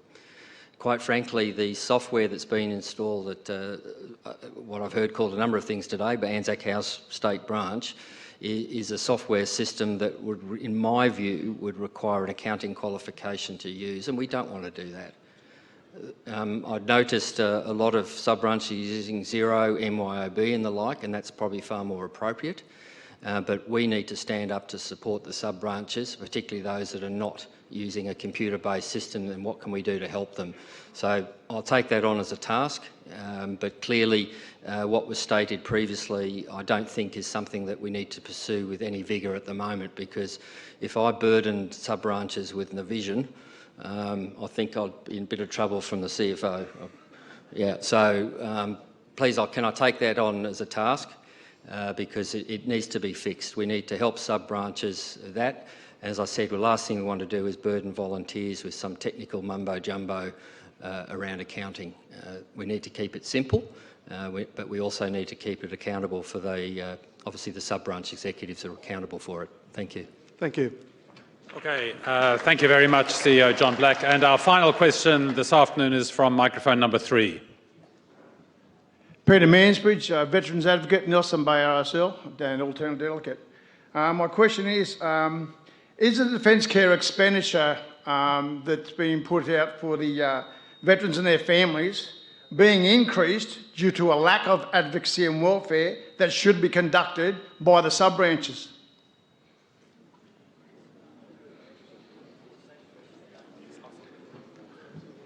Sorry, could you repeat the question, please, and then somebody will respond according to the right area. Thank you. Is defence care expenditure that's being conducted on behalf of the veterans and their families being increased due to a lack of advocacy and welfare that should be conducted by the sub-branches?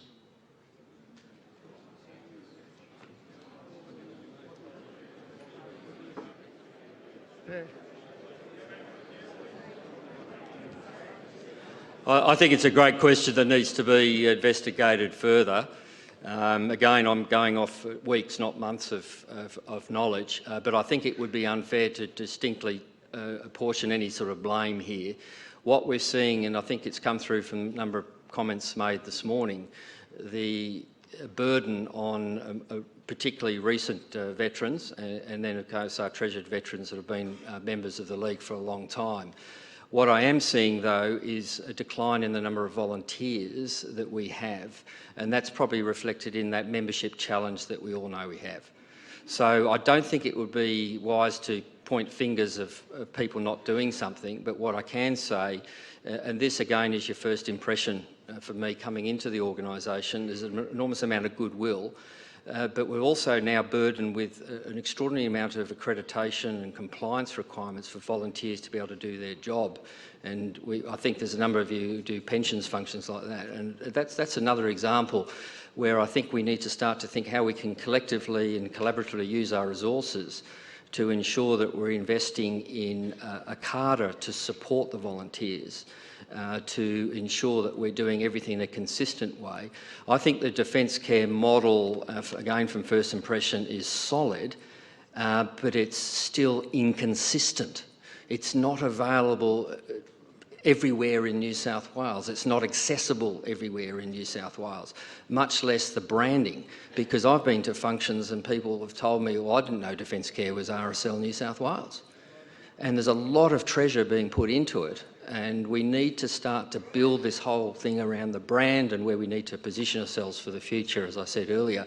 And I think if I'd like to talk to you more about that, explore it, because I don't have any data to back that up. And I'm just saying in response anecdotally, but I'd suggest no. I haven't come across a sub-branch yet who's not determined to help. But we're not consistent with the delivery of that defence care product, and that's why many sub-branches are doing their own thing, because they don't think they're getting the service that they need in their area to support the veterans from that capability. But boy, oh boy, I think it's a good seed, but we've got to do more.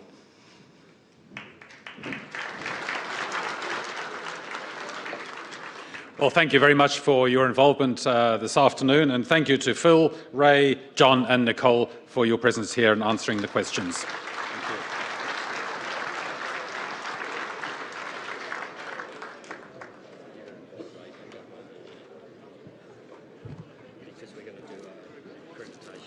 Oh, no, I haven't got that.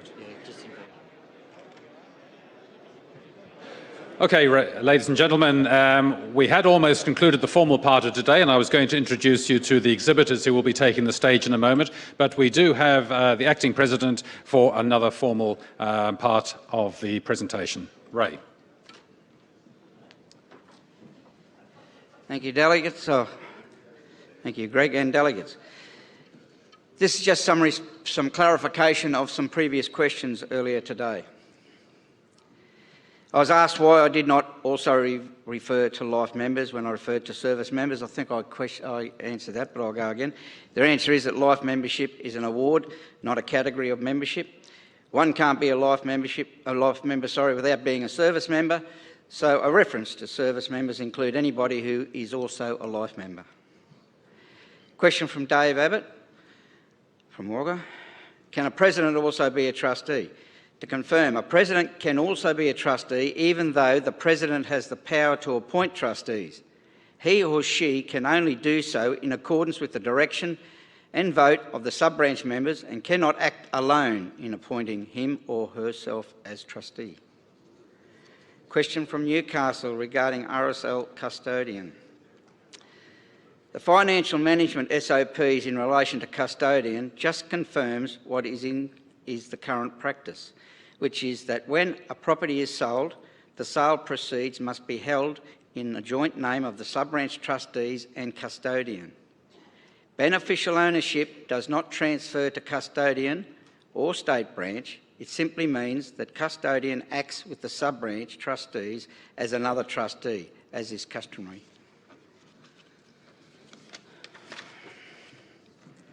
Question from Bundina regarding clause 14.1b and 14.2c. It is not correct that the removal of clause 14.1b and 14.2c of the existing constitution removes the rights of State Congress to cause the bylaws to be amended. Delegates retain the right under the proposed constitution, see clause 8.12, to propose any resolution including to amend bylaws or SOPs that replace them. And State Congress can pass such a resolution which would give effect to the amendment. If the board then tried to amend a bylaw or SOP against State Congress resolution, the members could exercise their powers to remove the board. Question from Bundina. What is the status under the proposed constitution of the directors appointed to fill casual vacancies? These directors, who were appointed by the board under express power to do so under clause 15.5 of the current constitution, stand in the shoes of the directors who resigned.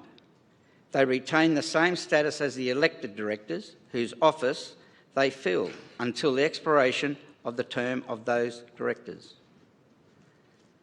Question from Matraville regarding limited liability at $10. Limited liability of members set at $10 is to protect members. This provision is in the existing constitution. It just makes it clear that if a corporation, brackets RSL New South Wales, goes into administration, its members have no liability for debts of the RSL New South Wales over and above the arbitrary amount stated. This is necessary and common legal feature of corporations having members rather than shareholders, where the shareholder's liability is naturally limited by the amount of shares. Further question from Matraville regarding where is 2/3 majority stated in the Constitution. Clause 7 of the proposed Constitution requires a special resolution, and a special resolution is defined in the definitions as resolutions passed by greater than 2/3 majority. 2/3 majority is used because it is clearer than using a specific percentage. Question from Brooklyn, re accountability of the board. Accountability of the board, I refer back to the comments that I made this morning about the Constitution being a kind of contract. The board is bound by the Constitution to comply with its terms and is accountable to the members by virtue of the Constitution itself. If the board does not comply with the terms of the Constitution, then there are sanctions available.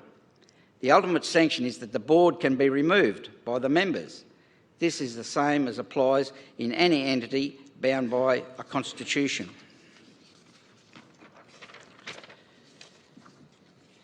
The board charter is effectively and a standard operating procedure for the board and does not properly sit inside the government document. Question from Dick Wills from Ballina regarding sub-branch model constitutions for incorporated associations. The model constitutions will be settled and approved by the board in consultation with the DC presidents. The model constitution itself will set out how it can be amended, i.e. with approval of both sub-branch and board. As to operational matters, it will be up to the sub-branches to determine the operational matters within the rules of the model constitution by adopting sub-branch bylaws if the sub-branch wishes. Which version of the Constitution is being voted on? To avoid any doubt, The constitution being voted on is Annex B to the notice of meeting. The SOPs are not being voted on. That hopefully clarifies a few things from this morning. Thank you.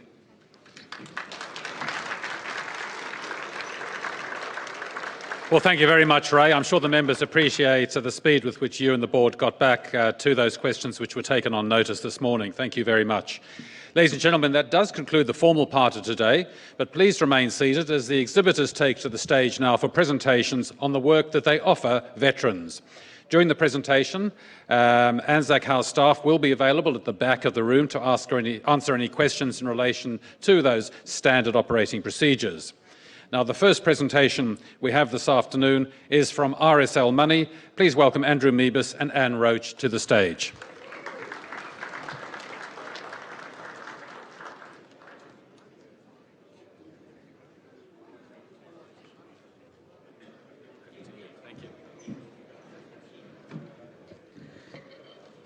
Good afternoon, ladies and gentlemen. It's our absolute pleasure to be here at your Congress. It's wonderful to see some faces here, old and new, and I don't mean literally old. For those of you that have seen our RSL Money presentation, if you could just bear with us, there's a lot of sub-branches here that don't know much about us, so we'll be quite brief. We're on a time limit. At the end of my presentation, I'll be handing you over to my colleague to explain an exciting new product that we've got and some further information. So thank you.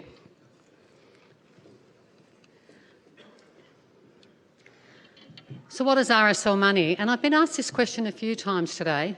RSL Money are products that have been developed for you and your sub-branches. They're products that are owned by Australian Military Bank, but they're not about Australian Military Bank. They're about getting your brand and your badge that you're very proud of out into the broader community. The only people that we offer these products to are RSL sub-branch and sub-branch members and their spouses.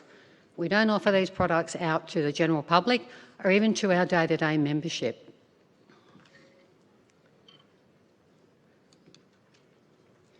We have a dedicated website. You're please welcome at any time to go and have a look at that website at www.rslmoney.com.au, where you can look at all the features and benefits of all the products and break it all down and understand exactly how it works.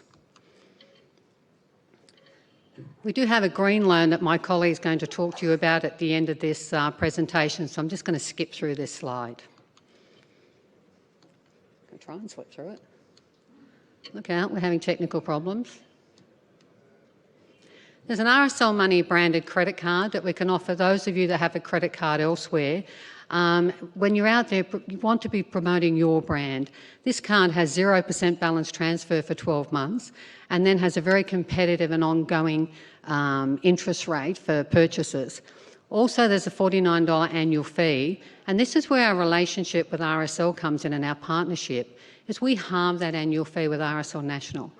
And so every year when your card renews, we help support the Return and Services League, not just New South Wales, but on a national level with this card. It's very competitive.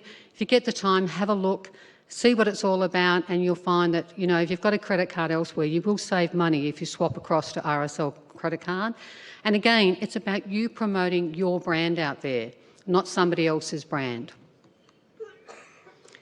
We have a pension account, and I know we talked about a lot of grey-haired people in here, but not everybody that's grey-haired is on a pension. So, for instance, with our pension account, where we're different, you don't have to be over 55. People get out of the military and have a pension. So you can apply for a fee-free RSL pension account with us.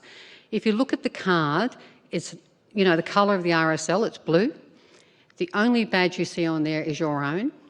You can have your name and your sub-branch name on that pension account, and you're not getting charged fees and charges on it.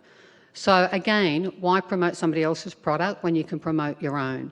And as I said, where it differs is you don't have to be over 55 to have a pension account under the RSL Money branding.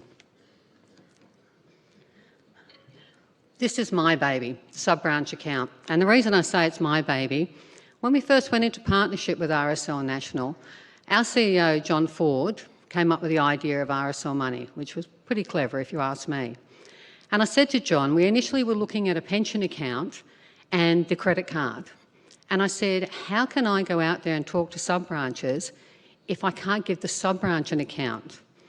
Now, with our sub-branch account, we had a look at it. We wanted to make sure we were compliant with your constitution. And so we've developed a product where you have 2 account numbers. One account number has a Visa debit card attached. The other account number, which is your main account number, is 2 to sign and where you keep your money. Now, what you do is you put your funds into your 2 to sign account. We can give you unlimited Visa debit cards attached to the first part of the account, which is 1 to sign. Now, I know people get a little bit nervous about this, but just let me explain to you how this works. You keep your money in your 2 to sign part of your account. On that part of your account, we attach your chequebook. Everything operates as you currently operate now with whoever your financial institution is. The difference is you have the ability for your members, your welfare officers, your treasurers and your presidents to be able to go and purchase things on behalf of your sub-branch by using the Visa debit card. It's only a debit card. We will not give a sub-branch a credit card. So how this works is one person would get online and say, we need to send $100 across for someone to go to Officeworks and buy paper or computer products for your sub-branch. They set up a transfer of payment. An email and an SMS goes to all other signatories to that account. One of those signatories must log on and authorise that transaction before it will go. But it gives you the ability to use a Visa debit card. It's real-time banking, so you can immediately log on, any of your signatories, and see who went where and spent what on that card. Again, we stress, please don't keep the main part of your monies in the Visa debit cards. It's bringing your banking into the 21st century. It's exactly the same as your own banking, but at the same time allowing you to have your money protected in that secondary part of the account. There are no fees and charges on this account, this sub-branch account. Again, our organisation is not about having RSL members and sub-branches pay fees and charges. We're here to support the Return of Services League and offer you products that are competitive, that aren't going to cost you, but allow you to get out of writing cheques, which are going to be phased out of banking in the next couple of years, and bring you into the digital banking world where you get online, and we also have an RSL app where you can get online that works exactly the same as online banking. Just shows you a picture of what the website looks like and the app looks like. And the app does work the same. You can actually set up transfers, but a second person must authorise any transfer to go across.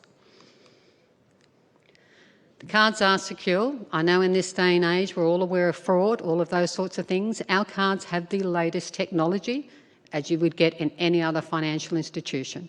And I think that's really important for you to understand, that whilst we're not a major bank, we have the best technology that there is available on our cards as well. We also have fraud monitoring. We've always had fraud monitoring.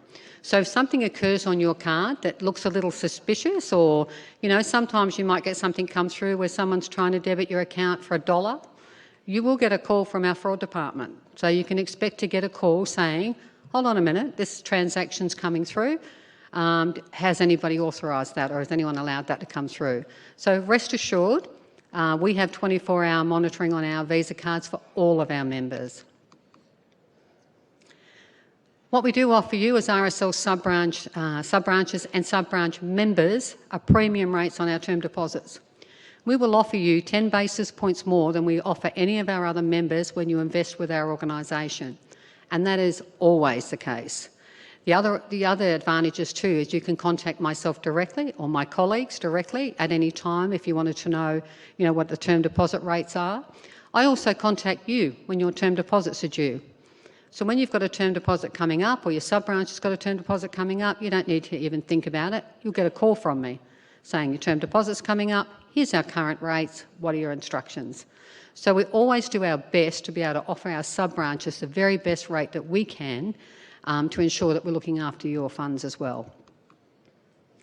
We have retirement products. We have a retirement specialist available in our head office. If any of you are interested at any time in talking to somebody, or you're looking at retiring or changing where you currently have your retirement funds, you can come and talk to us and we can put you onto our retirement specialist. So what do we do with the money? I mentioned earlier, we are Australian Military Bank. We do own RSL money. And what we do when your organisation invests with us, and many of you have invested with us over the years, and thank you very much for doing so, is we're also a provider of the Current Defence Service Home Loan, or DOHAS. The money you invest with us, we lend out to those men and women that are serving and families in the Navy, Army and Air Force. They're the people that, come into our branches on our bases. So the funds do what we call our virtual circle. What you invest, we lend out. So we're not one of the big majors where we float on the share market or any of those things. We're a mutual bank owned by our members, and your funds are as secure with us as they are with any other financial institution and are covered by the government guarantee. But I think it's important as ex-defence people that you're supporting people and men and women that are currently serving, and that was why we developed the RSL Money products. I'm available here tomorrow. If any of you have got any questions, you'd like any further information, please come and talk to me. It'd be my pleasure to absolutely make contact with you and your sub-branch. We want to come out and start talking to your sub-branches and your members about becoming members of RSL Money as well. It's not just for the sub-branches, it's for the people that you look after that can also benefit from the products that we offer. I'm now just going to hand you over to my colleague Andrew, and he can tell you a little bit more about our green loans and some other information. Andrew? Thank you, Anne. Thank you.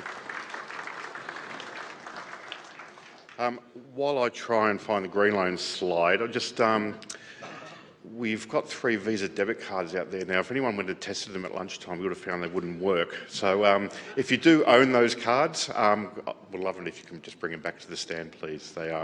They're no value unless you want to top it up with your own money.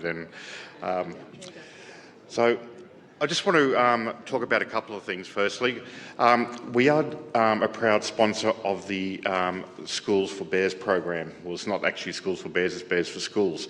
But what we do is we want to donate 2 bears to some sub-branches tomorrow, to a couple of sub-branches, so you can present them to your local schools in your community. So if you haven't dropped your business card off yet at our stand, please do so. It's a great program. If you haven't had a look at it yet, it's under anzacbears.com.au. So come and see us and we'll talk you through that program. But most importantly, we have been given permission by National to start talking to you about green loans, both from an individual and commercial perspective. So green loans are really about assisting environment. So if you're looking at for yourself to do things like put solar panels in, water tanks, insulation into your property, or anything that's energy efficient, we can now start doing RSL branded green loans.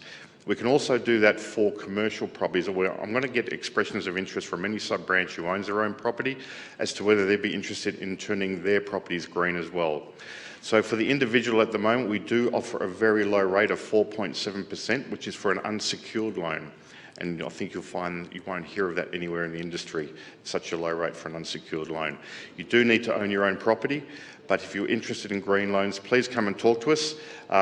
We'll also donate half the application fee for that application back to RSL. It's the same way that we do with our credit cards. We send back half the application fee back to RSL as a donation as well. Over the last 5 years since RSL Money has been operating, we've donated close to $30,000 in terms of funds to assist veterans. So we want to keep on doing that, keep on giving back to the RSL movement, and again, we thank you for your support over the last few years. Thank you. Thank you to Anne and Andrew. And our next presentation will be from the Department of Veterans Affairs. And while Don Spinks and Hayden White are making their way to the stage, can I just advise you that anyone with some questions about the standard operating procedures, if you'd like to talk to the legal team or Andrew Hardman, they will be in the Elizabeth room, which is behind the registration desk. So if you have some questions on the SOPs, please make your way over there and they'll endeavour to answer those questions. Now the Department of Veterans Affairs, Don Spinks. Is that Don? It is, right? Yes. It is. It's Don Spinks without Hayden White. Thank you. Which is the go button here, mate? Should be this one here. We got outstanding. That's a good start. Trusting in technology. G'day all. It's a pleasure for me to join you here. Thank you to your state executive for giving me 10 minutes or so just to introduce myself and talk about a couple of things about the department. I'll start with, to almost everyone in the room who is either still serving or has served, thank you for your service. And for those in the room that are supporting them, thank you for that. We can't do this by ourselves. 10 minutes, I said. I'll be quick. Brief introduction, so you know who I am, where I come from, and then, as I said, touch on a couple of things from the department.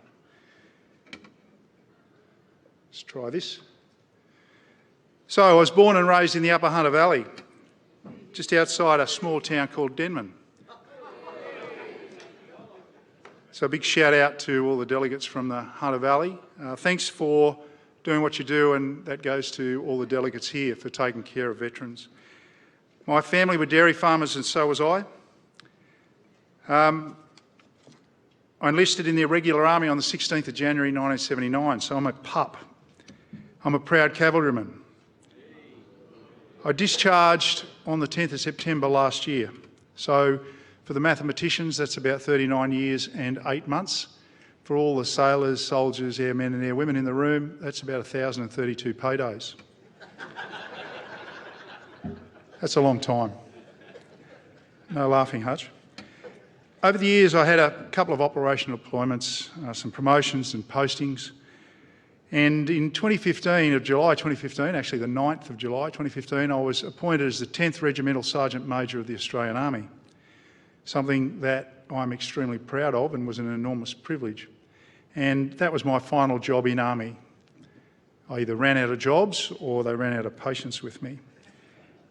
In August last year, my wife Jenny and I moved to Merimbula on the south coast of this wonderful state in order to retire.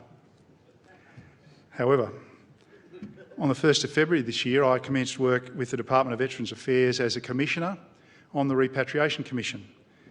And you could say so much for my retirement.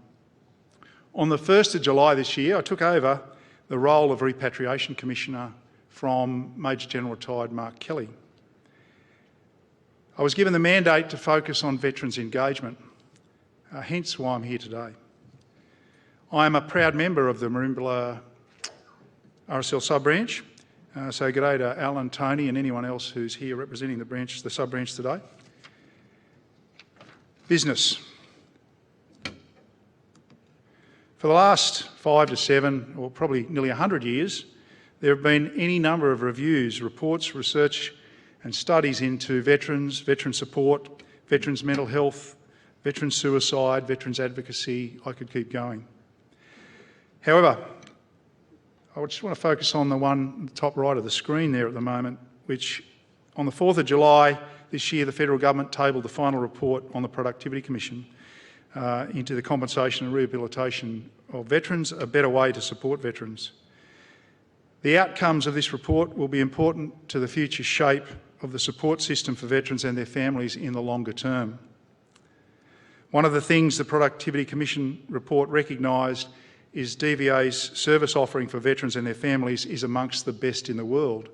Now, I know many in the room will dispute that, but I've had a look at what is on offer from other countries, other nations, and we do have a very good system. We've just got to make it work. And I'm sure that many of you would tell me how to do that. However, before the Productivity Commission report was kicked off, or the review was kicked off, for the last few years the department has received some ongoing funding and commitment from the government to transform DVA so that we can provide veterans, our community, with a higher standard of holistic service. 3 key areas on the board at the moment, or on that slide, is what we're focusing on with the transformation. Upgrading, modernising our IT systems so that we can improve our processes, improve the service delivery. Engaging more directly with veterans and their families. We're meant to be a service delivery organisation, yet we often do it and have done it traditionally, or certainly in recent past, through a third party called an advocate. That's not real service delivery in my view. The department needs to engage more personally with you and those that you support, the veteran and families. And improving our telephone systems. Currently, we're in our third year, and we've received just recently commitment of 2 more years of support from the government to continue and finish this transformation that we're on. I'm just going to show you, and hopefully technology will be on my side, a short video which talks about transformation and where we're going and what good should look like once we're complete. Fingers crossed.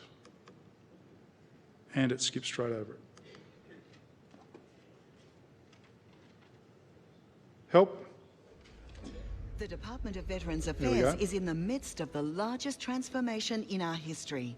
In 2017, we began work to improve the services and support we offer the veteran community. Now, with government investment through to 2021, we'll continue to transform how we support you and your family.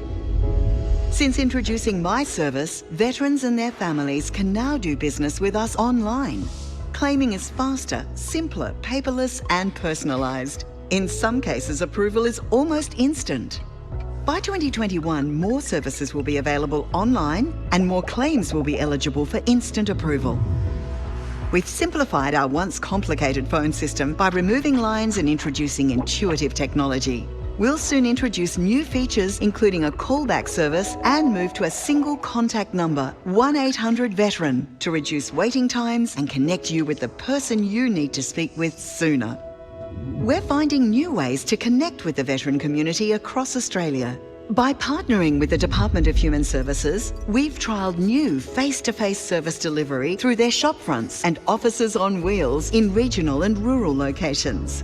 By 2021, we'll implement those trials that give the best access to DVA services when and where you need it, and continue to strengthen our partnerships across government to reach more veterans, no matter how far they live from a capital city.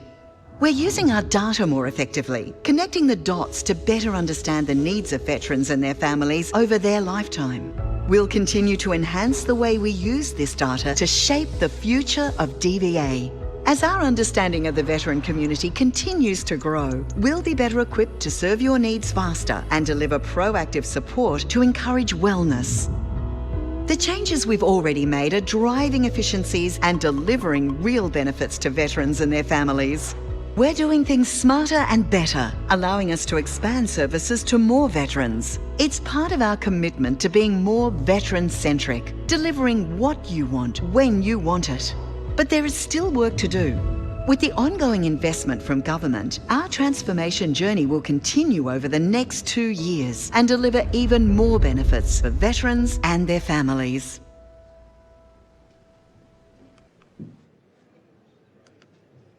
Thank you, technology gods.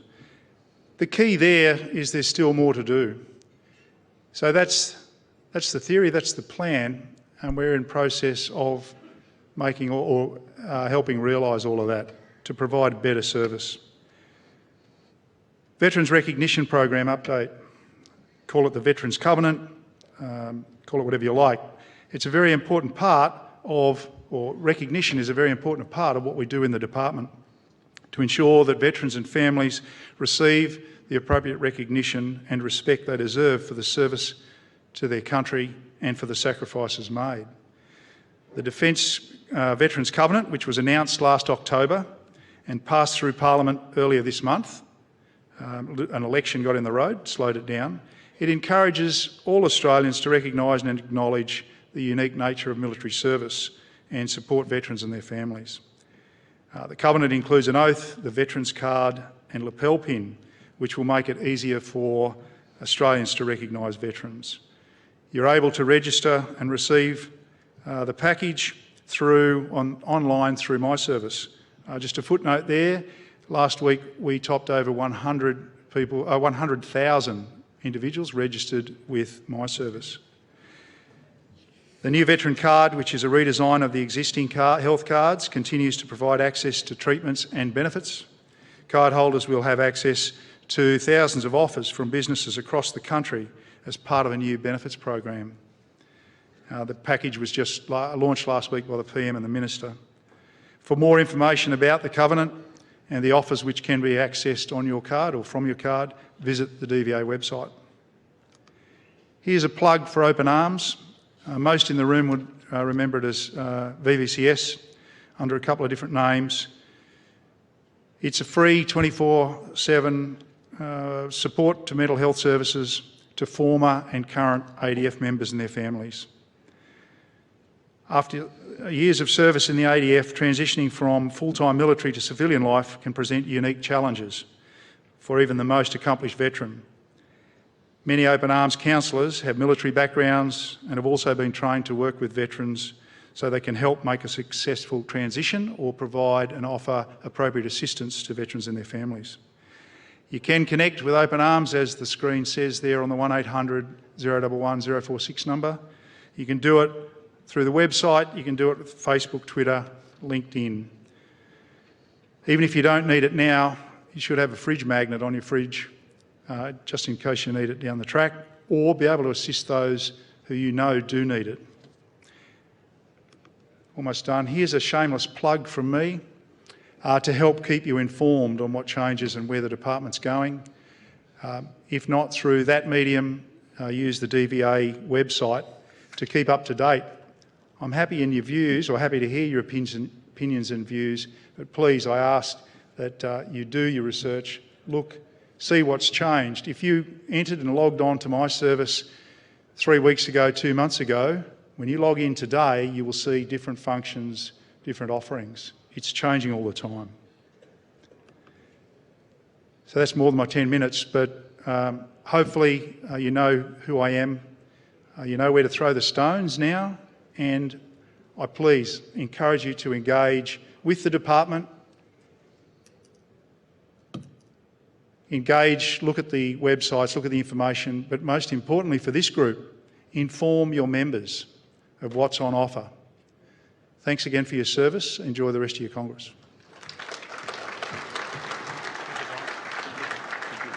Thank you very much, Don. And as Don suggested, and for all the exhibitors, they do have stands at the back of the hall. Please avail yourself of the information available. We're on to the next exhibitor, and just a couple left. Australian Air Force cadets represented here tonight. Paul Hughes, Officer in charge of AAFC, New South Wales and ACT. Australian Air Force cadets, Paul Hughes.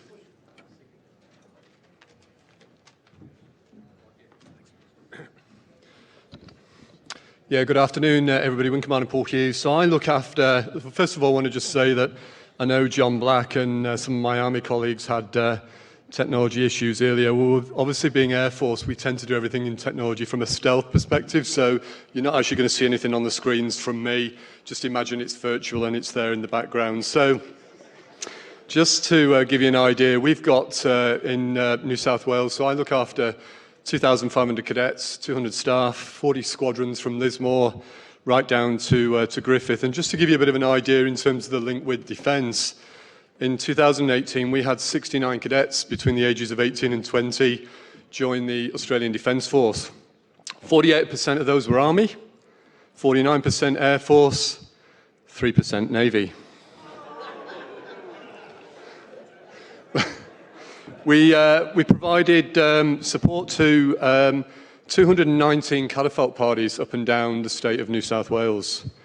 We have a 60-member marching band and concert band, and next year we've been invited to lead the Air Force contingent at the Anzac Day March in Sydney for next year. And in 2021, we'll be supporting the Air Force 2021 centenary, as well as the Australian Air Force Cadets 80th anniversary. And just to give you an idea as well, some of my squadrons receive great financial support from you, so ranging from $250 to $15,000, and makes quite a difference.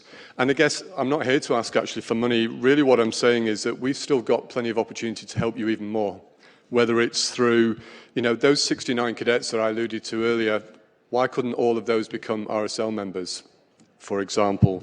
And there's more already on track for 2019.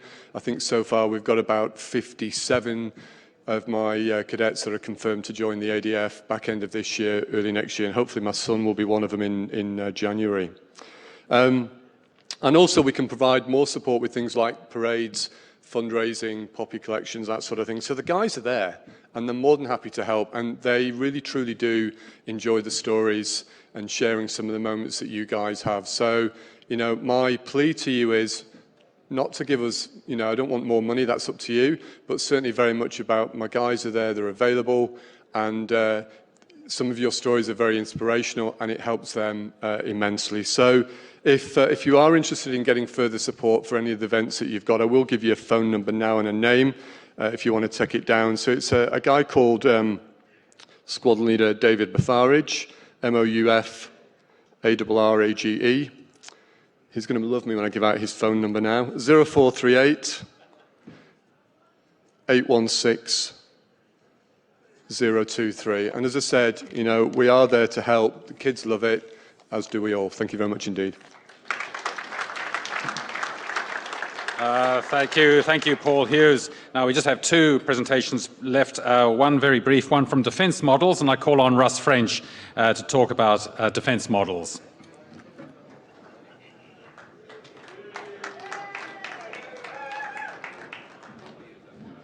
Oh, thank you, ladies and gentlemen. Yeah, I'm a bit like the Air Force, or the Air Force cadets, I should say. I'm no show here with slides and things, so it's just going to be me talking. So, essentially, Defence Models and Graphics was set up about 21 years ago, which I've been doing. It was established just prior to my discharge from the Royal Australian Navy, so go Navy. We live in a small country town in Uralla, New South Wales, up in the Northern Tablelands. I'm the Vice President of the sub-branch there, and my wife, Teresa, who is my business partner, is the Secretary there. So we very much love being involved in the RSL and what comes with that. So Defence Models and Graphics, we provide models of defence equipment, training systems and things to the Defence Force, also a lot of the major defence companies. We do a lot of work for companies such as General Dynamics Land Systems, BAE Systems, Rheinmetall, Boeing, Thales. So basically the larger defence contractors. If you've ever been to some of their offices, or possibly even Russell office in Canberra, Maritime Headquarters in Sydney, you more than likely you will have seen one of our pieces of art. I suppose we would call it artwork. One of our, as living in a small country town, we have had to diversify our business over the years, adding extra limbs to our business, and we have gone down the road of a little bit of sign writing, trophy manufacture and things, and we are finding that we are doing a number of things for our local district with name badges and other related items for RSL. So we do a lot of that type of thing now as well. Another part of our business we have now established is our modelling supplies. Over the years, if you've ever had an interest in model making or building sort of models and things, you'll find that a lot of the model shops things have simply dried up. They can't compete with online sales and the internet these days. So we managed to find a little niche there. We are the only hobby shop anywhere between, basically between Brisbane and Newcastle, all the way down to the coast. And one of the benefits of that side of things is we've actually started supplying a number of veterans who do suffer from PTSD with models and kits, supplies and things. And we're getting a very, very good result to help them with their PTSD. Having that creative outlet, we're finding that they are really starting to manage their PTSD with a new skill set, and actually still starting to build things, and having that creative outlet using their hands. We tend to find that they are sort of, I suppose it is a distraction for them. So it's working very, very well. So if we do, the other thing we do is we actually do a number of supplies of models and things for of vessels, military equipment to RSLs, and a number of our RSL clubs around Australia have our models on show at those in your foyer. So if there's anything there that we can help you with, let us know. If you know of anyone in your sub-branch that may like a creative outlet to help manage their PTSD, give us a yell. We do have an online store, and we do like to help out wherever we can with that. So thank you for your time, and enjoy the rest of the Congress. Thank you, Russ. And our final presentation from the exhibitors today, an important one, Operation Legal Australia. Please welcome Paul James and Mick Bainbridge from Operation Legal Australia.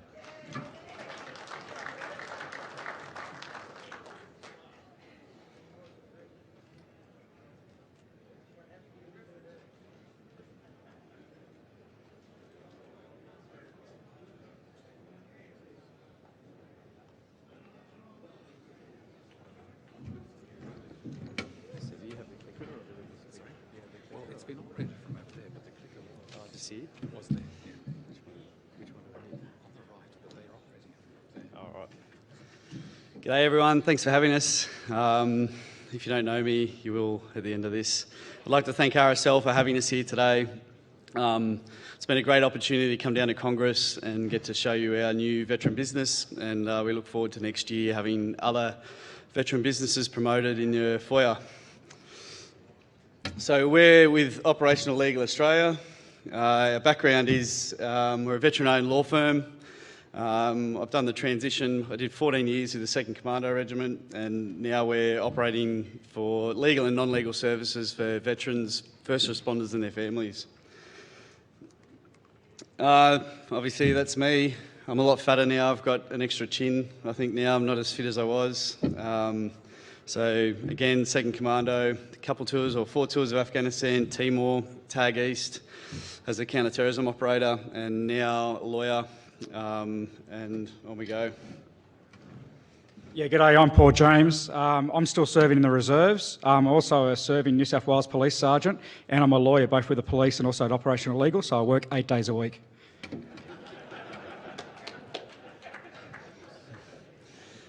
Vision is, as a law firm, you've probably all dealt with them. We have a bias for action. It's probably a bit militaristic, but we're prepared to take on the hard jobs and get stuff done for you. A lot of lawyers, I feel, these days are scared to give firm advice on certain issues, and I think we all get frustrated with it. And we're not here just for the low-hanging fruit. We're here to get it done and do it right.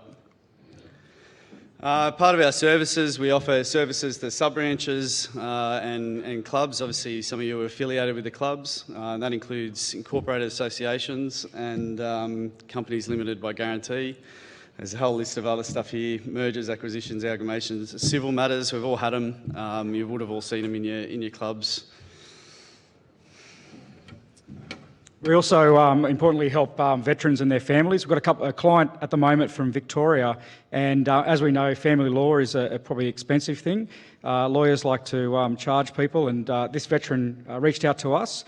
We were able to engage RSL Victoria, who actually funded for the legal fees in relation to that, and we probably hope that New South Wales or Defence Care will be able to do the same, because we've got a couple of matters at the moment before the Coroner's Court where, yes, it's a veteran suicide. It's very complex, but quite clearly access to justice and access to family law, like family law services and that, is a big thing. If you can't see your children, if you can't, get that kind of help, then, these guys are turning to something we don't want to see them doing. We also do other things, compensation, also look after first responders and everyone. Mums, dogs, dads, cats, everything. So if you've got an issue or know someone, get in touch. I'll give you Paul's mobile number after this if you want. He's happy with it.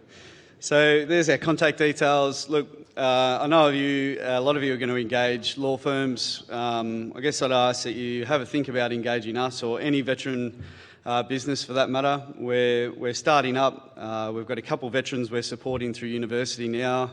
We've engaged another veteran solicitor as of this week. So we're growing. Get in, support the cause, and thanks for having us. I'll hand over to Pat and Charlie now. Pat said something to me before about putting money over one of the bars tonight. So, thanks. Thank you. Thanks, Mick, as always. Can we flick on the next slide, please? So, thanks for that. My name is Patrick Regan, along with my colleague Charlie Cropper. We work with Morgan Stanley, which is one of the biggest investment banks in the world. And I'm not from RSL, but my dad was. He was president of the Narrabri RSL. Go Narrabri. And he died when I was very young, and RSL and Legacy were so good to me. I can't pay you guys back. It's our pleasure to help you in any way that we can. I see John Hutchison there as well, so thank you so much for the work you do. We're going to have a two-part to our presentation today. Charlie's going to talk to you about what's going on in the world of commerce around the world pretty quickly, and especially focusing on interest rates. And you all need to think very carefully about how low interest rates are in the world today and how it affects not only what you do, but your own personal finances. And then I'm going to come on right after Charlie's done, and I'm going to talk to you a little bit about what's going on in the world of charities. Our business is looking after charities, and we look after hospitals and schools, some RSL clubs, some legacy clubs, some research foundations, and all of them intending to face the same challenges, and we'll talk to you about them as well. But with that, over to Charlie to talk about the world of finance for 5 minutes. Thank you. I'll make this very brief. I know it's been a long day and we're the last people standing between you and a beer.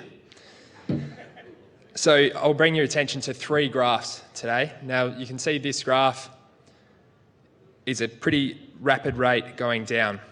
This is the Australian government 10-year bond rate, and interest rates in Australia and globally are low. They're going lower and they're likely to remain low for a very long time. Now this has been good for the value of property and the share market, but it's been at the expense of any savers or any clubs that are using interest to fund their operations. When we think about how low interest rates are, we might say, well, they're so low they can't possibly go any lower. But when we look at Europe and Japan, we can see that 30% of the outstanding bonds globally now have negative yields. That means you're paying to invest in them. Now, this hasn't happened in Australia yet, but it's very possible that it does. We've heard from some of the major banks here in Australia that they have been asked to check their systems and make sure that they can cope with negative interest rates. This is something you need to think about, talk about, discuss with your wives, husbands, RSL members. So when interest rates are this low, where can you turn? What can you invest in? Some people would say you should be investing in the share market because the share market goes up, you can make lots of money. However, as a result of buybacks and private equity movements over the last 20 years, there are now less shares outstanding globally than in any other time in history.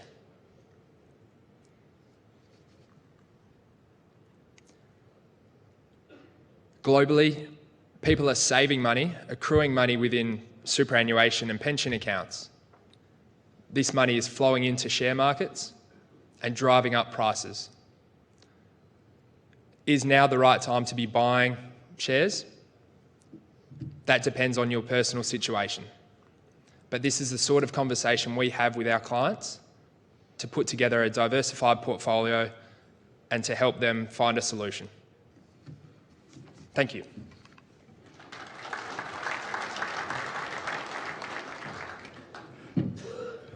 So thanks, Charlie. I just want to give you a real-life situation, what Charlie's saying to you there. So when I was a boy, if you retired with $1 million in the bank, you were rich. But if you're getting the cash rate now on your $1 million, your income every year is $7,500. Or if you're lucky to get a term deposit at 1.5%, your income over the year is $15,000 on your $1 million deposit. So you've got to think about how you're going to fund your retirement savings. If interest rates stay this low for a long period of time, either you need to change the way you invest or you need to have a bigger deposit. So I'll leave that with you to consider. So the second part of our presentation today, and just to talk about what's going on in the charitable world that we see here. So there's a lot of money sloshing around in the charitable world, including hospitals and universities. You can see on the right-hand chart here, total assets are around $300 billion in the charitable world. And if you look on the left-hand side of this table, you'll see that's donations and requests. When interest rates are low and people are earning less, they donate less. And we're finding across the board, all our clients are saying we just can't get the same level of donations we used to in the past. We're struggling not only with interest rate, we're struggling with donations. I know that the board's talking today about we're going to institute a new donation policy next year and hopefully fill the gap in the income. I'd say good luck. There's a lot of charities out there. If you flick to the next slide, please. Oh, sorry, I missed a slide. I'm sorry. Pardon me, go back one. Back one. There, that's what I'm after, sorry. There's 58,000 charities competing with you for donors' money. 58,000. This is from the ACNC website. The Commissioner deregisters 1,000 every year for not paying their dues or not putting the results up on the website. But each year he deregisters 1,000, 3,000 come on. So it's not only an enormous sector, it's growing. And each one of these charities, whether it's Save the Koalas or Save the Whales or a medical research foundation or someone's lost a loved one and they want to set up a charity as well, they're all competing with you for funds. So my comment to you is that it's going to be hard for you to start from scratch against 58,000 competitors a meaningful donor program. If you flick the next page there again, please. I'm sorry to bounce around here. You can see it's overall it's a small part of your total assets. On the left-hand part of this page, you can see the bars there. It's not a big part of total assets of charities, and it's very, very, very competitive. Sorry for the bad news, everyone, by the way. I've got a very sombre audience here, but I'm sorry. I'm telling you the way it is. Last page, please. Just to wrap up, and look, Charlie are here. We're at the back, sitting with Mick and Paul. We're happy to talk about this the next couple of days, any time you want. But just to reiterate, we've written the interest rates are generational lows. They're at civilisation lows. A third of the world's negative rates. You know, they're low here, but thank God you're not living in Switzerland where they're charging you to deposit your money in their bank. Central banks and governments want you to spend the money. They don't want you to save it. And they're punishing you to save it. We can't promise it's coming here, but be aware. As Charlie's mentioned to you as well, there's with all this money sloshing around, interest rates so low, it's dirt cheap to borrow, and there's less and less securities out there to buy, so prices are going up. Property prices will go up, shares will go up because there's less of them around than there was before, and money's cheaper than ever before. And as I've said to you as well, the competition for donor funds in your specific spaces is getting harder, and I think it will continue to get harder the more and more charities there are in the sector. So I know we're the last of the day. I know we've kept you from the beer, and I apologise for that, but all four of us are at the back of the room here on the right-hand side. Love to continue the conversation with you, and once again, thank you for so much of the work you do, and we're very grateful just to be here. All the best. Well, thank you very much to Charlie and Pat there, and of course to Mick and Paul from Operational Legal. And thanks for those sobering words, and hopefully the delegates will be contributing to the economy of Albury very shortly. Tomorrow we will be reconvening in the theatre for the AGM. We ask all delegates and alternates to sit downstairs, and VIPs and observers to please sit upstairs in the theatre. Delegates, please allow us time tomorrow morning to collect your voting devices here in the hall foyer from 8 a.m, noting that that is for delegates only.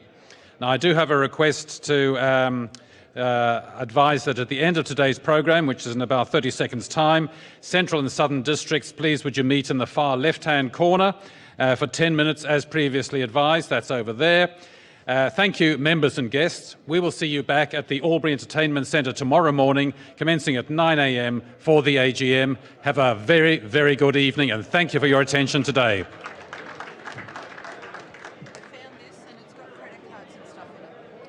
Thanks. Just a note, a mobile phone with credit cards has been handed in. I'll be leaving that with the officials on the registration desk. Thank you.